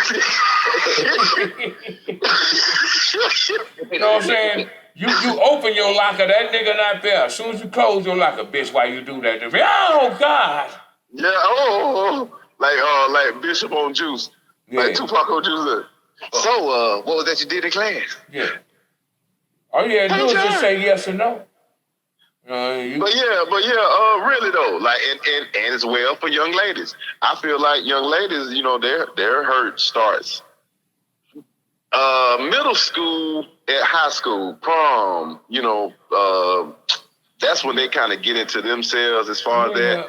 They hurt start as soon as they get a period. I didn't want to say that, but we all got daughters. As soon as they start menstruating, as soon as they start leaking, they soaking wet. Nigga here, boy, that's when all that shit started happening. All of emotions started happening. And then they ready for credit. And then anything that go wrong is going down. You didn't speak to me first. Like, whoa. And then before you know it, y'all fighting about shit you don't understand because she emotionally fucked up. And and that's how, you're right. That might be how some of y'all women fuck up your dating game early because you don't know how to treat niggas. You got 7, 8 niggas instead of having just the one nigga. All women do that shit around junior high. They have about 5 or 6 of you motherfuckers gathered up like motherfucking roaches. And y'all don't even much know. And then the accountability for us men is, we know the rule of life is, men have sex when they can, women have sex when they want to. And because of that simple rule, you know, you got these manipulators or these people that, you know, they have to tell their little lies and their little manipulation game to get the sex. And, you know, so therefore creating very dark places in women when they are going through all of that. I mean, because that leads in so many different directions. Yeah. You got the emotional deterioration. You got the mental. Then you got even physical. Because again, when a woman, you first wanted it, you know, you gave her that thing, you gave her that business. But then, you know, as time went on a little bit, you ain't really wanted that much. The sex will start to fizzle away. She could even feel it, like, you know. What's wrong? You just can't even. Yeah, you can't even give it back. No more, never. Like, look, why? Back in the days, we be 3 hours in the game. You only must want to give me 15 minutes, nigga. Why? Like, man, I'm trying to bust this nut and get the fuck out of this pussy. I don't want nothing to do with this motherfucking shit. Look here, man. I think, let me ask you, Brother Blaze. When do you feel, as far as like men, when did it start in us? Do you feel on the same side of Serpent it started young when you get rejected, or you think it started a little bit later when you're in like high school and you get all those things going on? I think later. Well, now, to tell you the truth, early. Well, for now, right now, this day and age, shit, it's early. Yeah. But back when we was coming up, it was later in the years. Oh, you say wait, we think about junior high school? Yeah. Well, yeah. But for me, like, I that's would what say I'm saying, late elementary school. Yeah, I would school. say me for about 5th grade. Fifth grade. It's elementary and then elementary middle. Yeah, you right. I would love to have a panel of men, and I would love to ask the men, tell me your earliest memory of that girl that you liked that you never got, the one that got away, or the one that hurt your feelings because you were And really and I digging her. bet for a lot of us, it dates back to somewhere in elementary school. It's about 5th grade, about 4th or 5th grade. One that made you feel good about candy. Yeah. Yeah, The one when the LL Cool J song came out, you was that nigga talking about, I need love. or that little girl that you made sure that she got the Valentine's Day thing. You know, you had to give everybody. You had to get the whole class one, Be my but you had to Valentine. give her that one that you had to sit with her at lunch that day. Nigga, now, my thing was I always gave that one that I really wanted the biggest piece of that. Remember back in the days we had that heart candy, them hard heart candy. So back in the day, they had this one that was big. I found that man. I always gave her the big hard candy every grade we went to. I'm like, bitch, you don't see me trying to give you this goddamn shit. What the fuck? You don't give me some. Why you always give me these? Like, why you gotta be all loud? Bitch, you know what it is.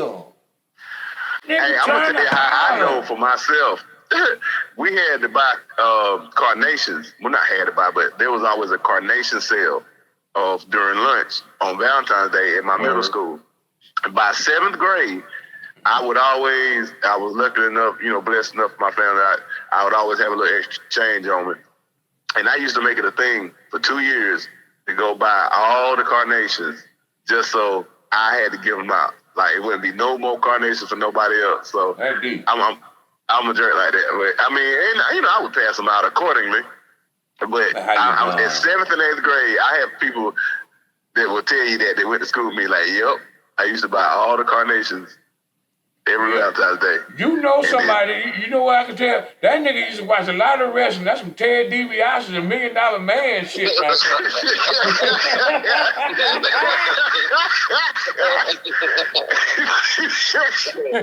That's $1 Million Man shit. I'm gonna go buy. He made me give him my evil laugh. You know what I'm saying? Man, nigga, I'm gonna buy all. That's some 50 cents. I'm gonna buy all your tickets, nigga, to your concert, nigga, and nobody gonna show up. The Black Richie Rich. I'm telling you, I was rough.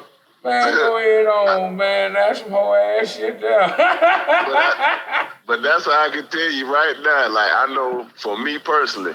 Well, I actually know my person because we are friends to this day. We grown now. We talk about it all the time. So it started for me in kindergarten. This girl and her dad used to drive the bus, and so I was the last person to get dropped off on the bus, so it'd just be me and her on the bus. And she was in my classes and stuff, but I'm telling you, that was my boo thing. If she just wouldn't listen to me till we got grown. Like years later, I'm talking about years later. I told her then in high school. I mean, in kindergarten. All through kindergarten, middle school, I always told her, you were supposed to be my wife, but you tripped. Yep. And you waited till you got older, and now you don't look the same. I mean, we got together. It just never worked, now because we were grown and, but. Nah, it just wasn't. You got it when it was all blown out. And everybody done played in it. And threw it away. And brought it back and threw it away and said, you know what, this is the last time I'm going to throw this shit away. I ain't going to fuck with it no more. And then it hurt her because now she feel like it was just nothing more than a notch situation for me, notching the belt when it won't like that. It was, but at the same time, was it just a completion? See, that's the accountability that we talk about out here tonight, y'all. Was it just a thing for me of having to, make that completion and then after then it was not, but nah, it just it didn't click. You thought maybe if the booty clicked, the conversation cool, but let's see if the booty clicked, and the booty didn't click, and so it made it feel like, damn, was a waste of time, man. I don't feel no spark in between us. Maybe the spark was in the kindergarten. Maybe the whole spark was never there in the first place, and that's why y'all never got down. But you had to go ahead and do one just to see what it was, and it wasn't there. That's why you should have left it alone in the first place.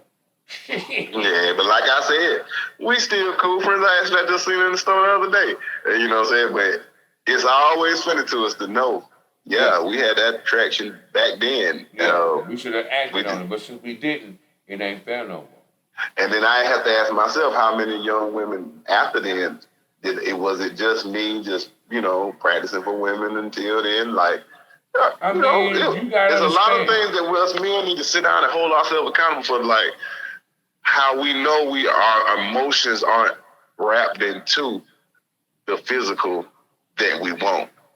And we know that the women's emotions are wrapped into the physical that they're gonna give. We gotta understand, because we are looking for something like mama or better. We looking for mama or better. We looking for somebody that can help us at the same time be our best friend and our wife and our hoe in the middle of the sheets. We looking for something different, man. We looking for somebody that can cook like our mama, that can take care of us like our mama. But when it comes to other things, we don't want you like mama. Yeah, that's it. Yeah, we want you to be able to take care of us when we are emotionally, when we're not emotional, when we need something. We want to be able, because a lot of men too call their wives and their girlfriend mama. Yeah, that's my mama right there. That's my mama right there. That's my little girl. That's my lady right there. That's my mama. That's my baby. That's my tea lady right there. That's my thing right there. A lot of people. That's my old lady. Yeah. A lot of people say mama, or say that's it. That's the one. So yeah. I mean, when we get emotionally tied to you, or when we got you, that's what we gonna do to you. But ladies, you gotta understand that it can be broken. So I know a lot of people. I feel like I said, back in our days, we were told to be strong, don't cry, don't do this, don't show emotions. So back in those days, the men that built those men from the 80s into the 90s into the early 2000s were emotionless in a way. They have a lot of emotions. They were built up.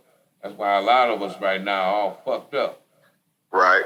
And a lot of us don't know how to they had no way to share it. They didn't know how to cry. They didn't know how to be open. They didn't know, you looking for a hug from daddy, he give you a punch in the chest. Yeah. They don't know how to cry. They don't know how to let them emotions go. They don't know how to, you know what I'm saying, have a softer side. Yeah, love and be friendly and be that old wholesome, like the white man. Like with a lot of us, when we look at white families, you look at the father, that motherfucker is jipper as shit. And you be like, why I can't be jipper? But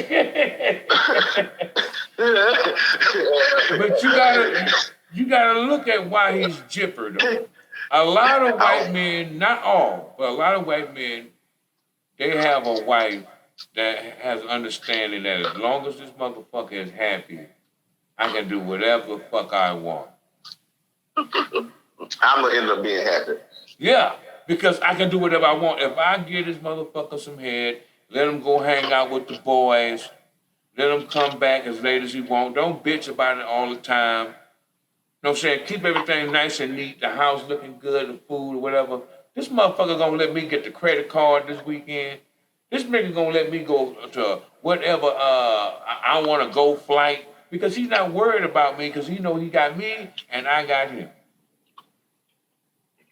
And I'll be like, damn, I want that jipperness. But we ain't gonna get that, because we have in our house a test.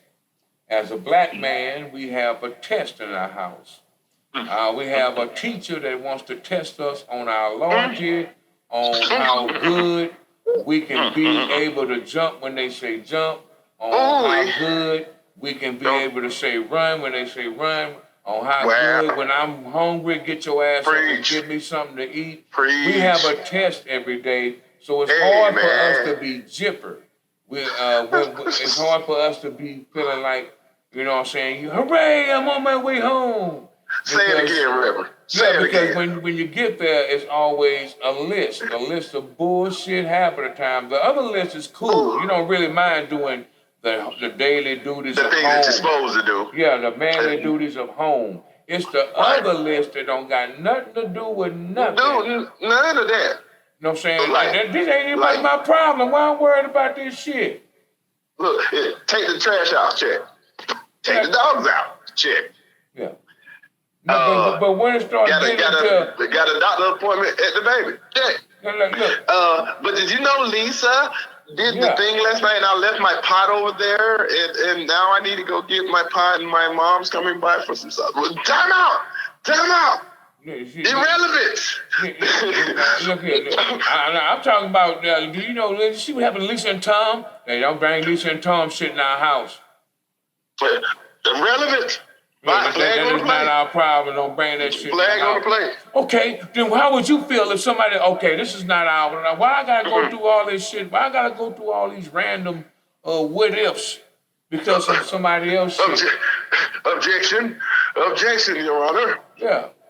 How about I just pull out the penis and you just tell me all that shit as you putting your mouth on there. You tell me all that shit down there. Uh-huh.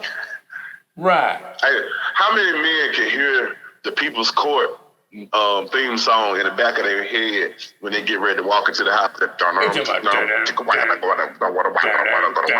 Today in People's Court. Today in a nigga's house. Ray is walking in after a hard day's of work. Once again, it's time for him to face the missus, the plaintiff. The missus hasn't seen him all day. She's ready to talk. All she right. has no respect for hurting feet. Come on in. The home is adjourned. I'm hungry. What else? The kids won't shut up. The dog bit the cat. My mama said she gonna come over for the weekend. I'm on my period. Did you not know I lost $50? Oh my God, I forgot to take the ham out. What are we gonna eat? Oh my, wait, nigga, God damn it, wait. Objection, Your Honor.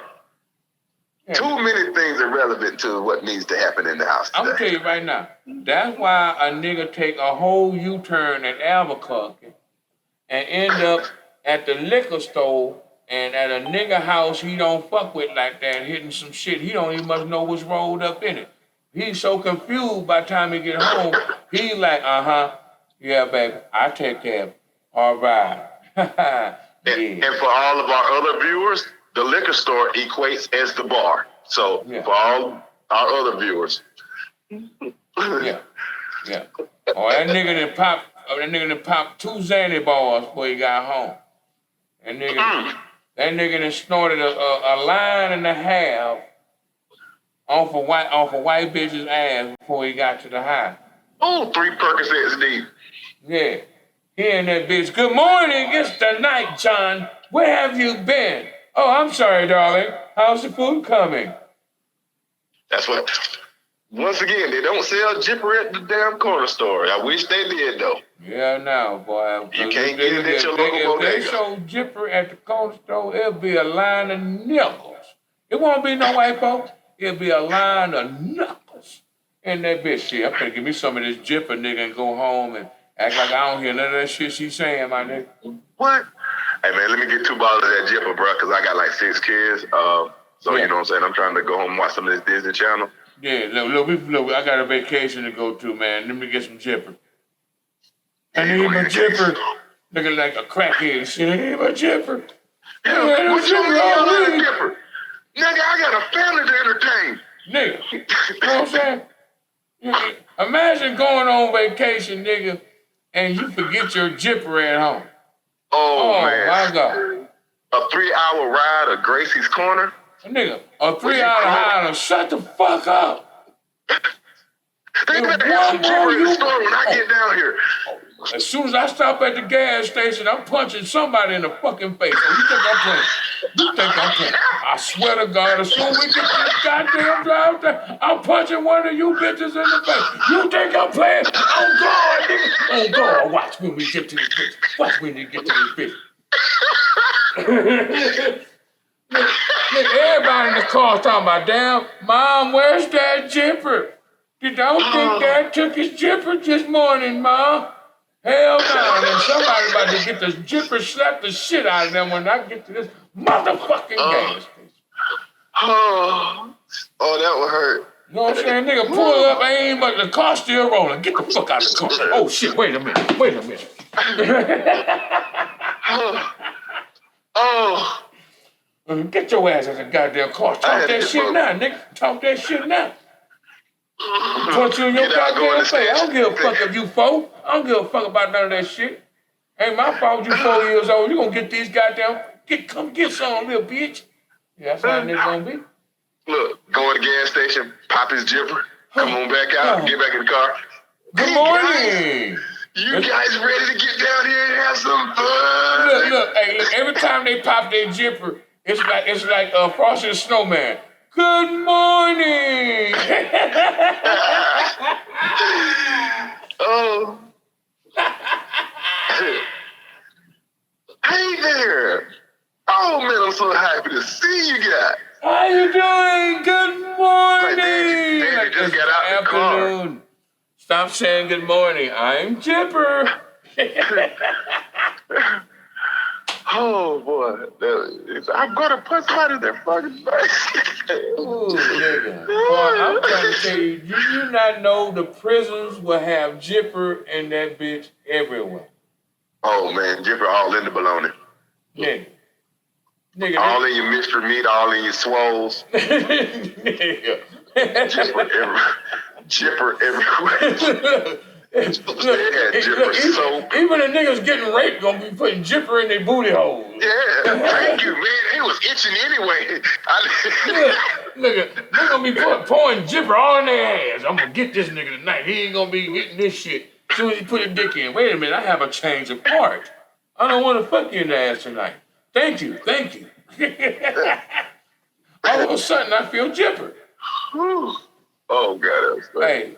All right, you JJs out there, don't be stealing our shit and have Jipper on the goddamn camera. We know where it started now. You know, this is proof of copyright. Yeah, nigga. Yeah, y'all niggas gonna be selling Jipper. Aren't you tired of feeling sad?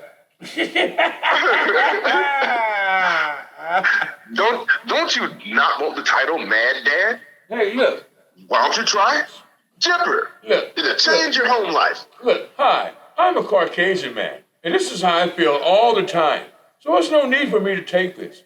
But for all you brothers out there who are tired of going through all that hardship, don't you want to feel like me and just live a Jipper life? We can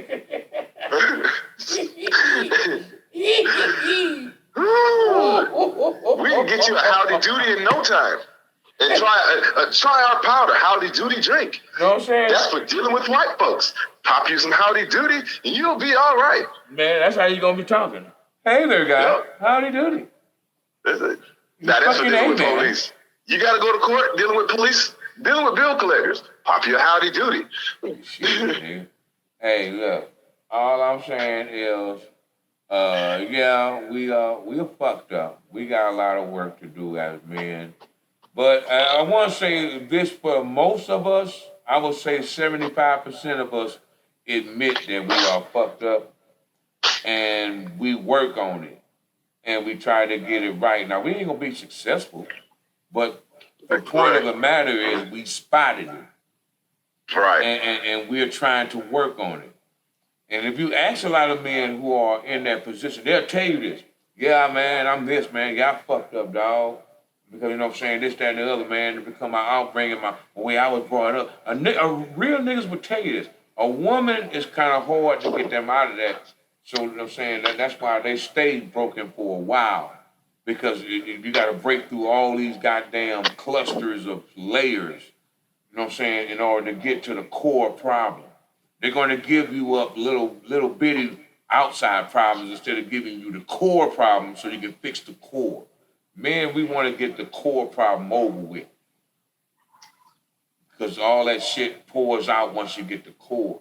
And the first thing is to admit that you fucked up. That's the core. To admit that I'm fucked up. I'm a fucked up individual and I need to work on it. That's the core. Once you get to that core of saying it out loud, it's over. You're going to work in some on of it. your conversations, some of your discussions with your people. Speak in I statements. Don't speak on their behalf. Speak on your behalf. What you how I felt. did. How I speak feel. in I statements. Yeah, because that's my main thing in this time right now. I always say what I'm thinking, how I'm feeling, how I will handle it, because this is how I would do it. And you got to put that. That's what he said was real. There's no cap on that. You got to put the I in there. I'm sorry, brother Blaze, brother. If you got anything you want to put on there, brother, yeah, jump in, brother. Don't never be scared. Because Juicy Mama was just, I got first of all. Copyrighted right here by. Yeah. Yeah, you more than welcome, brother, man. I don't want you to feel left out, man. I want you to make sure you give us your opinion, because that's the whole thing here. Right. I want you to, because being a man, like you said, you are a single father, and you're going through the reversal of this. So I know how you feel on the receiving side, because it's hard. A lot of people don't understand that it's dads out there that are single fathers. That deal with the struggle, and a lot of us don't get that praise. We get that's what we supposed to do, but for a woman, you know what I'm saying, they get that. Oh my God, she had to do it on her own. It was her and Jesus. Mm-hmm. Those were the only two people that were here with her. But from your point of view on all this about and most of all, you don't really see many fathers take on their responsibility either. Yeah, there's a lot of fathers out there that are fucked up because they come from a lot of fucked up environments and they don't know how to be that light. And I think it's more by choice single mothers than it is single father. I think single fathers are more so men that are just determined to step up to the plate and do that which, that which they was right. Whereas, with some women, single motherhood is an option that they chose. Yeah. They really just self-sabotage their relationship and stuff like that.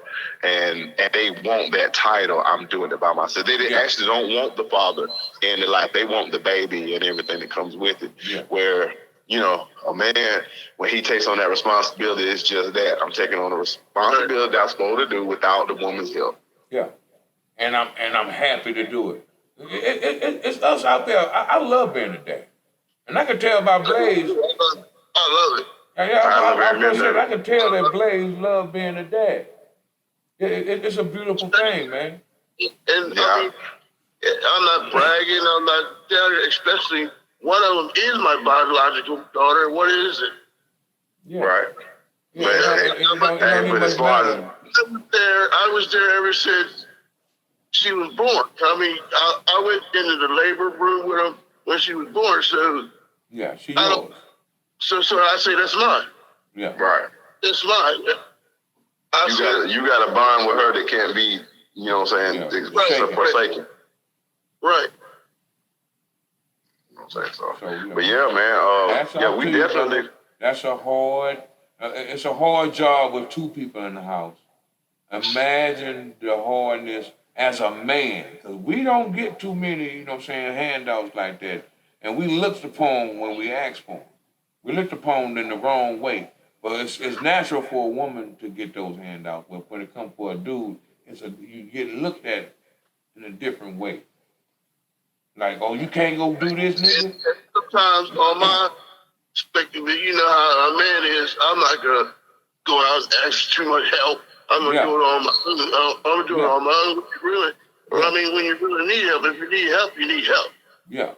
And that's the thing that we're talking about right now. How we got to get past that, because we've been taught that. Don't get fed. Yeah. Right. And that's how we've been taught. We've been taught to figure it out on our own. And we've never been taught to go out and go ask your brother how to do this, man.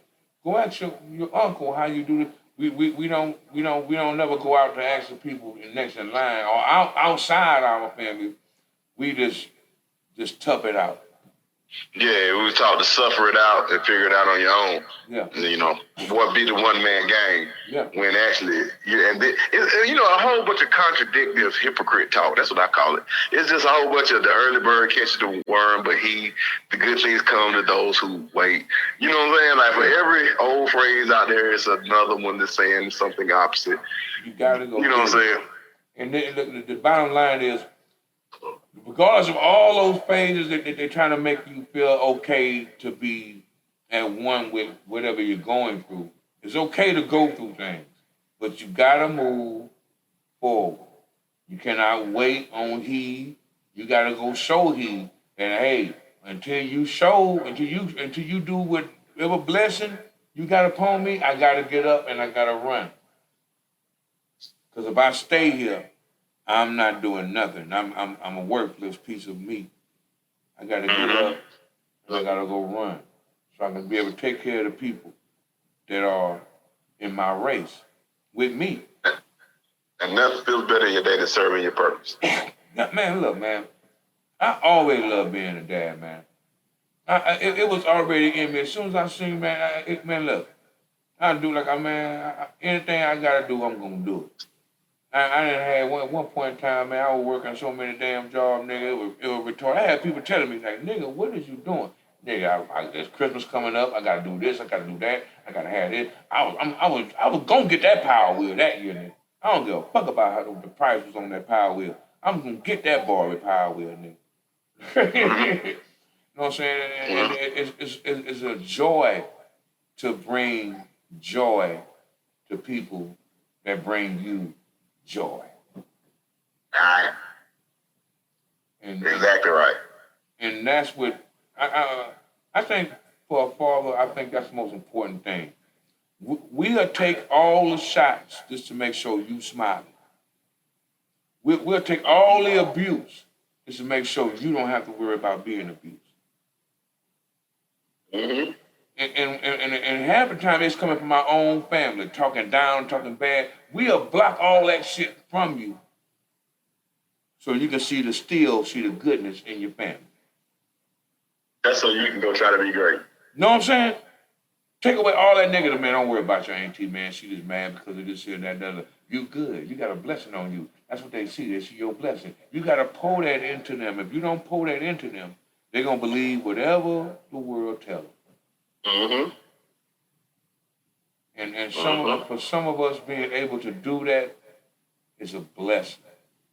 For others who are not able to do that, it's going to build a bad bond between not only you and the child, but mainly for you. Because if you're not able to be what you are made to be, you skeeted out of nigga, and you gotta be what you're made to be. Because you can't get that from nobody else. Everybody gonna give him some bullshit. But the nigga that's sitting right there, that's the motherfucker you need to be worrying about. I tell all my nephews and everybody I meet, you got your mama and your daddy? Them the first two niggas you need to be listening to. I don't give a fuck if they fucked up. They know something. They went through the fucked up shit. So they able to tell you some shit that it might sound fucked up, but all that shit is true. And they're going to keep you from something. Right. I definitely agree with that. So my hat's off to you, my brother. Keep up the great work. Don't never doubt yourself. It's gonna get hard, but at the same time, they're in the best hands, and so are you. Thank you very much. You know what I'm saying? Because I look at it like this here.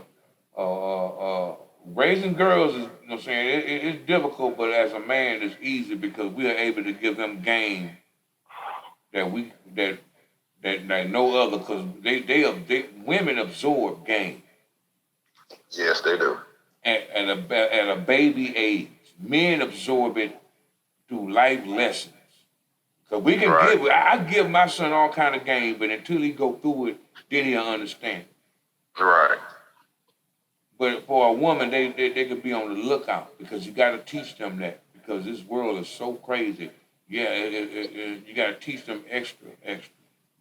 And so it's easy to raise them as far as getting into their head but it's hard to raise them because you don't understand a woman's emotional tie to the world. So the best way to do it is just have understanding. And whenever they're having all their emotional moments, just have understanding that you don't understand, but have the understanding that you need the help. And that room in your mind, they're getting older. They, you know what I'm saying? Yeah. And thinking your childhood, like what were the girls doing, and thinking of that age, not in our time, but around those ages. What was their interest? What was their focus? Yeah. And you gotta make sure you aim it towards something else. Boys, yeah, because some is too focused on impressing people and worrying about what the gossip, and then some are focused on the sports and boys, you know, their books, and some are focused on the boys. So you know, being popular and looking pretty and making sure I got everything look a certain way or somebody I don't want. It's all about not being today's gossip talk down. Only the and a lot of that comes from up. Who they hang around, like they circle of friends. Yeah. So you know, so it's a busy job. A lot of people don't see the daddy side of the job. They don't see the mama, because mama is just all about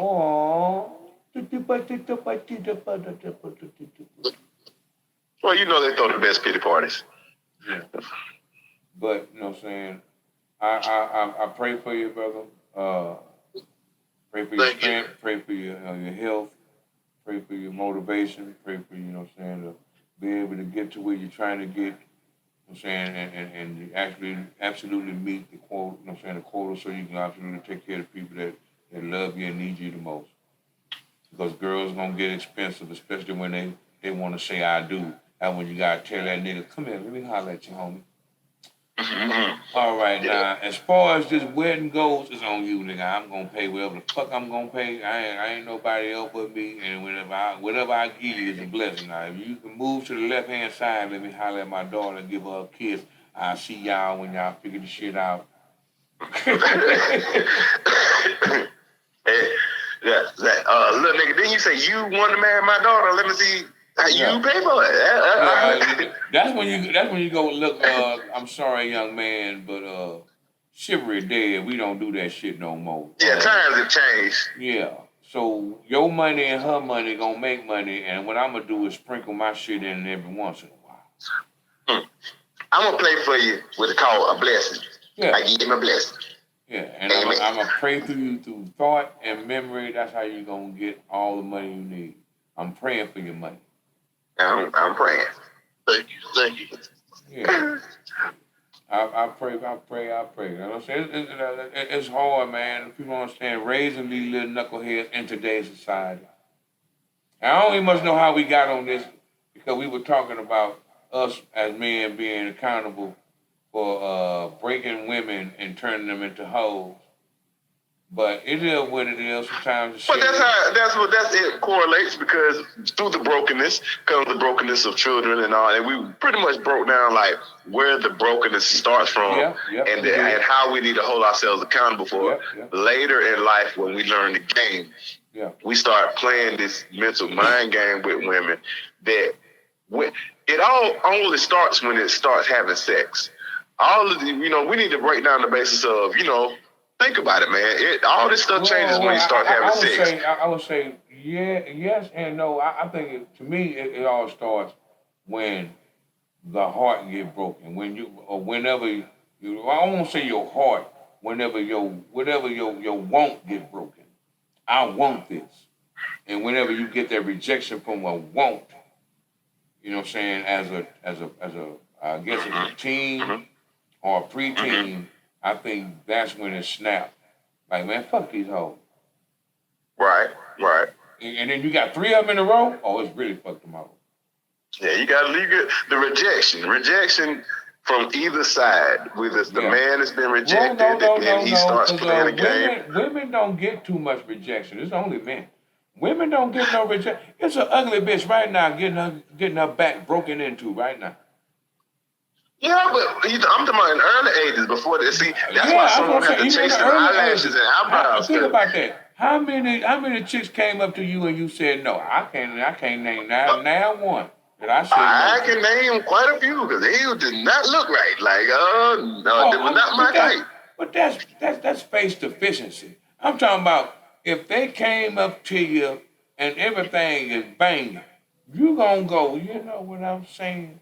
A woman don't go through too much rejection because trust me, you said no, but 7 other niggas said yes to her. You know why? They ain't looking at her face. They looking at the fact that I can get in this coolie.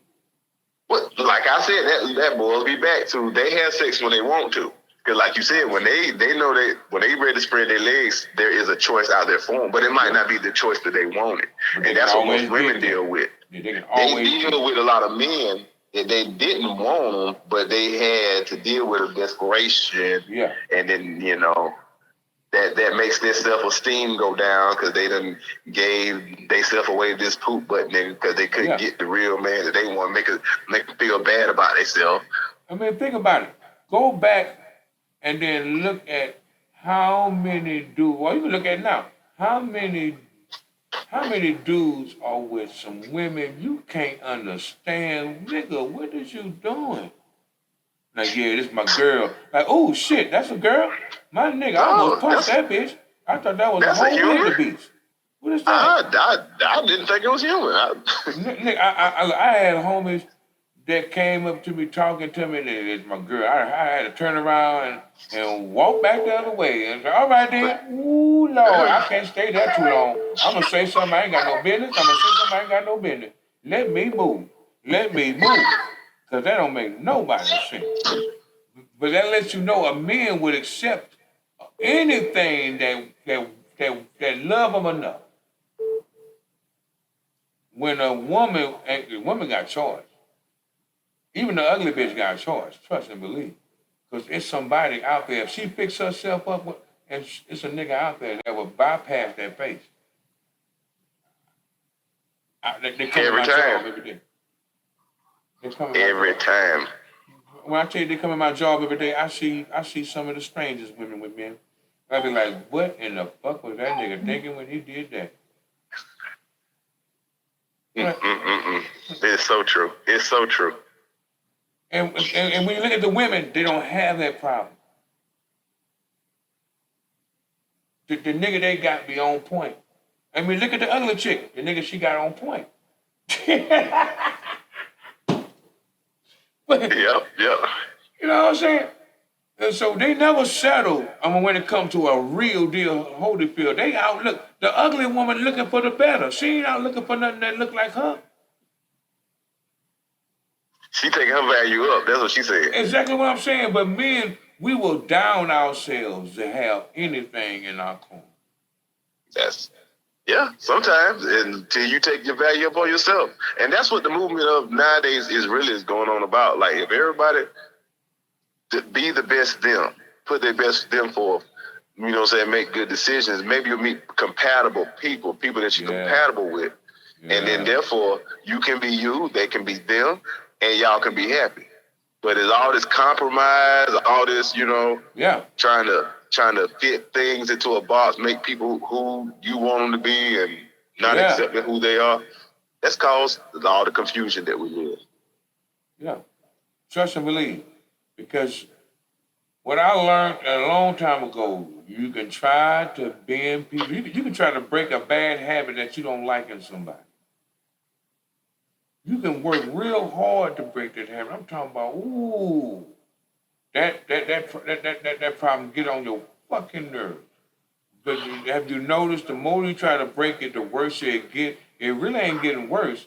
It's just you noticing it more now. You're paying attention to the wrong shit. But as soon as you let it go, you try to figure out what the fuck was I mad at you again for?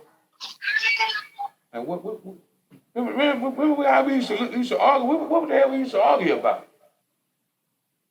But once you let it go, because you only holding on to bullshit half of the damn time, there's something that irks your nerve. You cannot change everybody. Everybody got a tick. You got a tick. You got a tick that they don't like. And if they putting up with your tick, then I think it's only right that you can do the same. And, nigga, I know I got problems. I don't know for y'all, but I know I got problems. And for any woman to be able to put up with my shit is a blessing. So look, basically what we're saying today is we are admitting that sometimes it starts with us. We can do a little better with our, I guess, communication and the way we handle y'all, even though y'all might be acting a plumb fool. Yes, it's definitely both-sided, ladies. You know what I'm saying? It's not a one-sided affair. No, it never is. So even though y'all can plumb fool, we can still be, I guess, men of God, and just say, I'm just going to accept you for who you are, but I'm not going to accept the BS. So what I'm going to do is I'm going to detach myself from the BS, let you know how I feel respectively. Try to work this problem out and see if we can't come to a solution. And if we cannot, it's okay.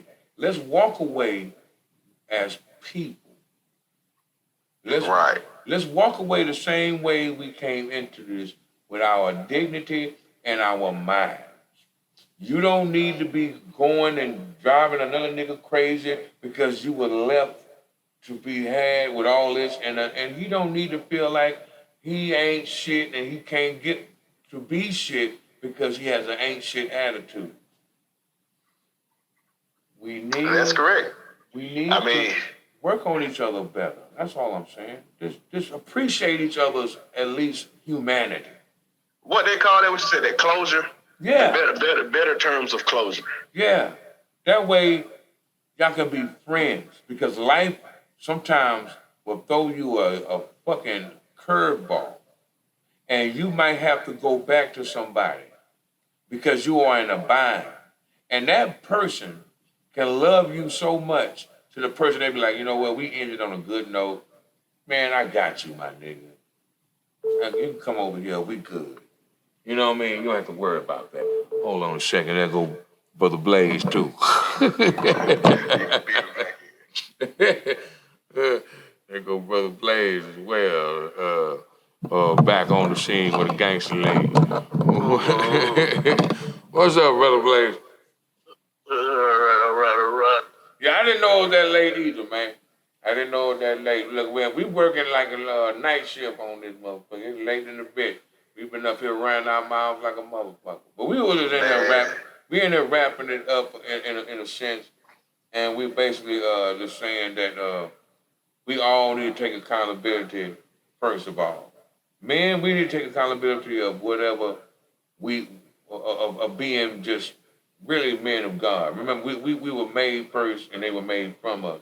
So we need to be the next in line to be able to be the bigger people and just step over some of that shit. You ain't got to forgive it, but just step over it so you can live in a peace and she can live in a peace, because eventually life happens and y'all might have to come and butt heads again because of the kids, or they're in a predicament, and the only person that might have the time and the spot to help them is you. And y'all left on a better note, so y'all able to talk about things and get things in order.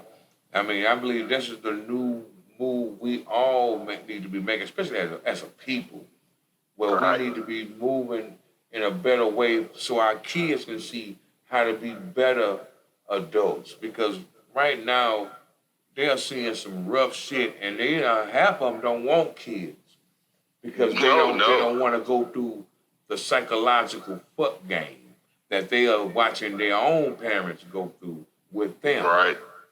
So it's a better way for us to be better. We just got to figure it out, and it starts with owning up to whatever mistakes we make, owning up to whoever we are inside, and stop lying to ourselves that we are not no dicks, we ain't no bitches, we ain't no pieces of shit, because half of us are, and we act that way and then act like we are not acting that way. We got to change that shit because we are losing too much and we need to gain. Look at how many happy families out of there, and half of them are, well, a big of them is not us. A lot of happy people living old. A lot of white folks living a lot of happy family lives with thousands of kids. We need to be more of us doing that same shit. You know what I'm saying? And instead of being broken and having more brokenness upon more brokenness upon more brokenness. This shit need to stop at some point.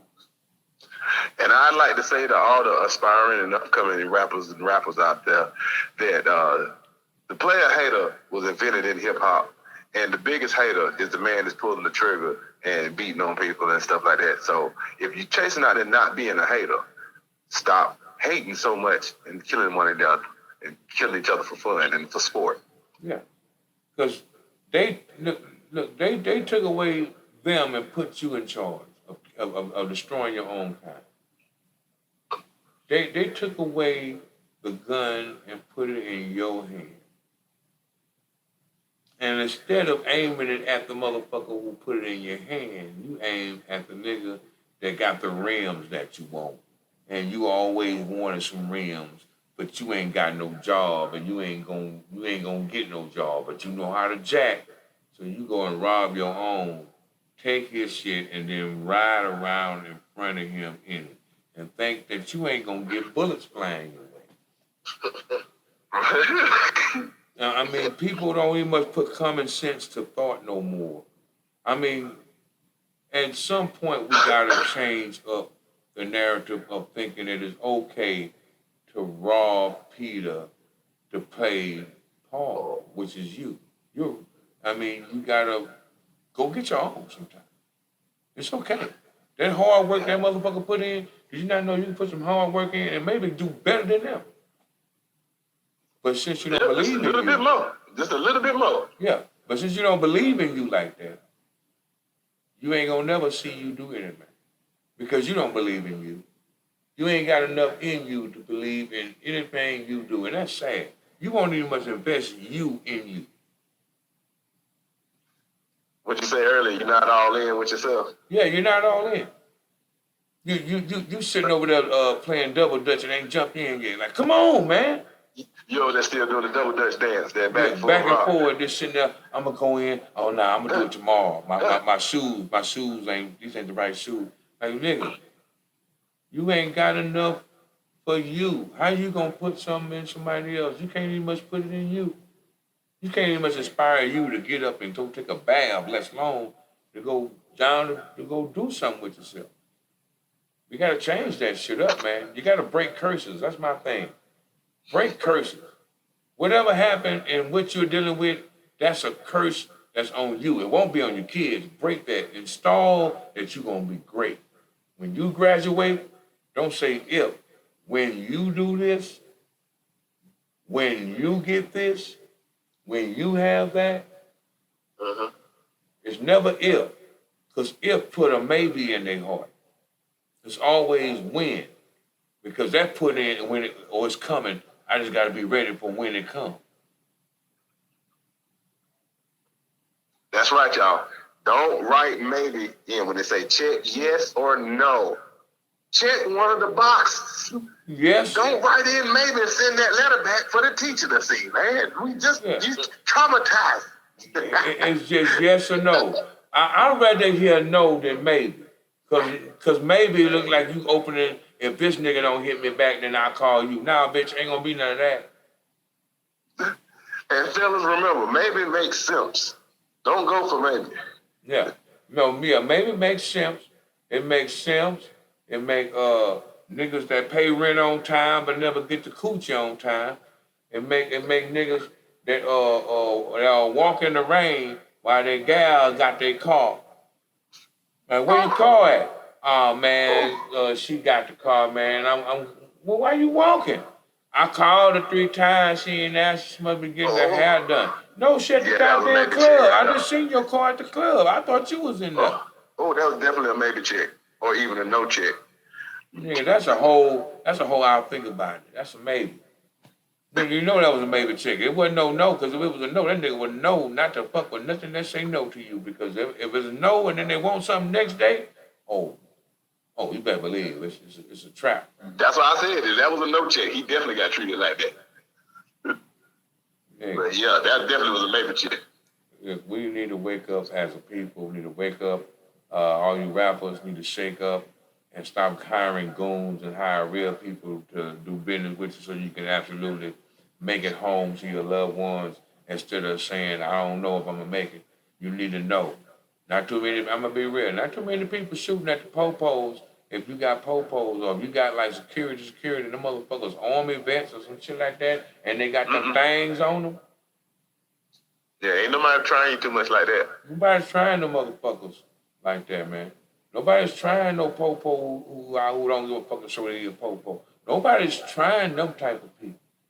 They trying the goon because the goon might claim to be a shooter, but that nigga might not bust a grape. So true.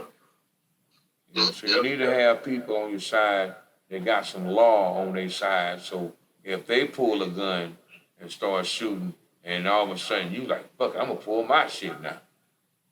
And you start shooting, but you got the law on your side for a little bit. Well, they were dumping you got at some him. sort of back. Yeah, they were dumping at him first, and well, I didn't know he got the license to carry, and he started busting the bitch, and he hit 3 of them. You know what I'm saying? Well, you know what I'm saying? You know what I'm saying? You got the law behind. You ain't got Billy Bob Thornton looking motherfucker who don't know nothing about the law. Talking about, yeah, cuz. Why you gotta look at Billy Bob Thornton? We did that nigga in, cuz. We ain't taking no bullshit, cuz. You know what I'm saying? Come on, man. Now y'all got a whole indictment over some bullshit trying to be safe. You feel what I'm saying? Mm-hmm. And keep some real shit by your side, that way you ain't gotta worry about certain shit. And no cap, right here. As far as the city of the H, man, let's clean up our mess, man. Let's clean up the mess, man. I mean, it happened, so let's clean up the mess, man. Stop letting people outside look at the H like it ain't shit. Like, man, y'all talking about these ties, man, and how y'all gonna, I mean, not checking in, man, and nobody coming in and keeping me safe. I want to check in. It's just like me regular outside. Then why am I checking in? Where's the safety? I'm going through the same shit if I check in. I might as well just leave myself alone and go out here and deal with the struggle of the world. Let's cancel the check-in culture. I'm telling you, like, you know. I won't say cancel it. Check up on your people that you know in that city. I won't say cancel it. What I would say, do smart about who you giving your presence to. Don't check in. I like that even better. Yeah, do your history. If that nigga ain't got no history, why you checking into a nigga with no history? And if that nigga got some poor history, why are you checking in on a nigga who damn near gonna get you killed? See. So he got so much beef going on in the city, man, you ain't safe. You ain't safe. Let's loan him. What you need to do is check in with God, nigga. Check in with your man. That's the best check-in you can have. Amen. Check in with him and ask him and tell him to help your road and watch the blessing that unfold in real life. Not that fake shit that they trying to make you believe and then they take your life in the midst of it. Talking about in real life. It's real. This shit out here getting weird and we need to pull closer, people. I'm telling you, it's time to make a change, and it got to start with self so everybody else can be accountable for self, and then they can spread that self-love throughout the world, because this shit is crazy, man. We don't even much love ourselves enough to respect the fact that we want to live. We're dying for no reason. We're killing each other for no reason. We don't even much think about it. We just do it on impulse, on game, as they call it. You know what I'm saying? And then a whole person got to take their child and bury him. And that baby didn't even get a chance to make babies, or that baby didn't get a chance to be a full adult. We got to do something different, people. Got to do something a little different, y'all. Yeah. Look here, it's been a great show. I thank my brother Blade for coming out. It's good to talk to you, my brother. Welcome. No problem, my G. And as always, I got the Serpentofevil in the building doing what the serpent Yes, always yes, do. yes, and Brother Blaze, as always, you know what I'm saying? The Brigo brothers in the house. What's up to all the worldwide 99 riders, the family. And No Cap Podcast here to make you live, love, and laugh, man. That's what we do right here with pimpeeT. Love and laugh. That's it. That's And it, enjoy man. yourself. You gotta live life, man, enough to love it, to laugh at the struggle, man, instead of being so uptight about it. It's funny now. You can't be upset, man. I'm gonna be all right, man. Tomorrow. Hey, that's how y'all rappers let a comedian come up with the #1 hit song. I'm living my best life a couple years back and had you shaking in your boots. Yeah, I ain't going back and forth with you niggas. Regardless, if I'm struggling right now, I'm still living my best life because I remember my works, and I ain't nowhere near that. So yeah. Don't let the comedians take your rap job. Look, hey man, go on hit on with that. Look here, it's been a great night as always, man. And right here at the No Cap Podcast. And until next time, man, take care of yourself. And to all you haters, suck it easy and swallow it slow. Please don't spit out my kids. They deserve to live through your stomach. Now, as we keep it on going like we always do, El Deucidor and one for, like I say, one might be missing for all you up, motherfuckers. Until next time, take care of yourselves. We out.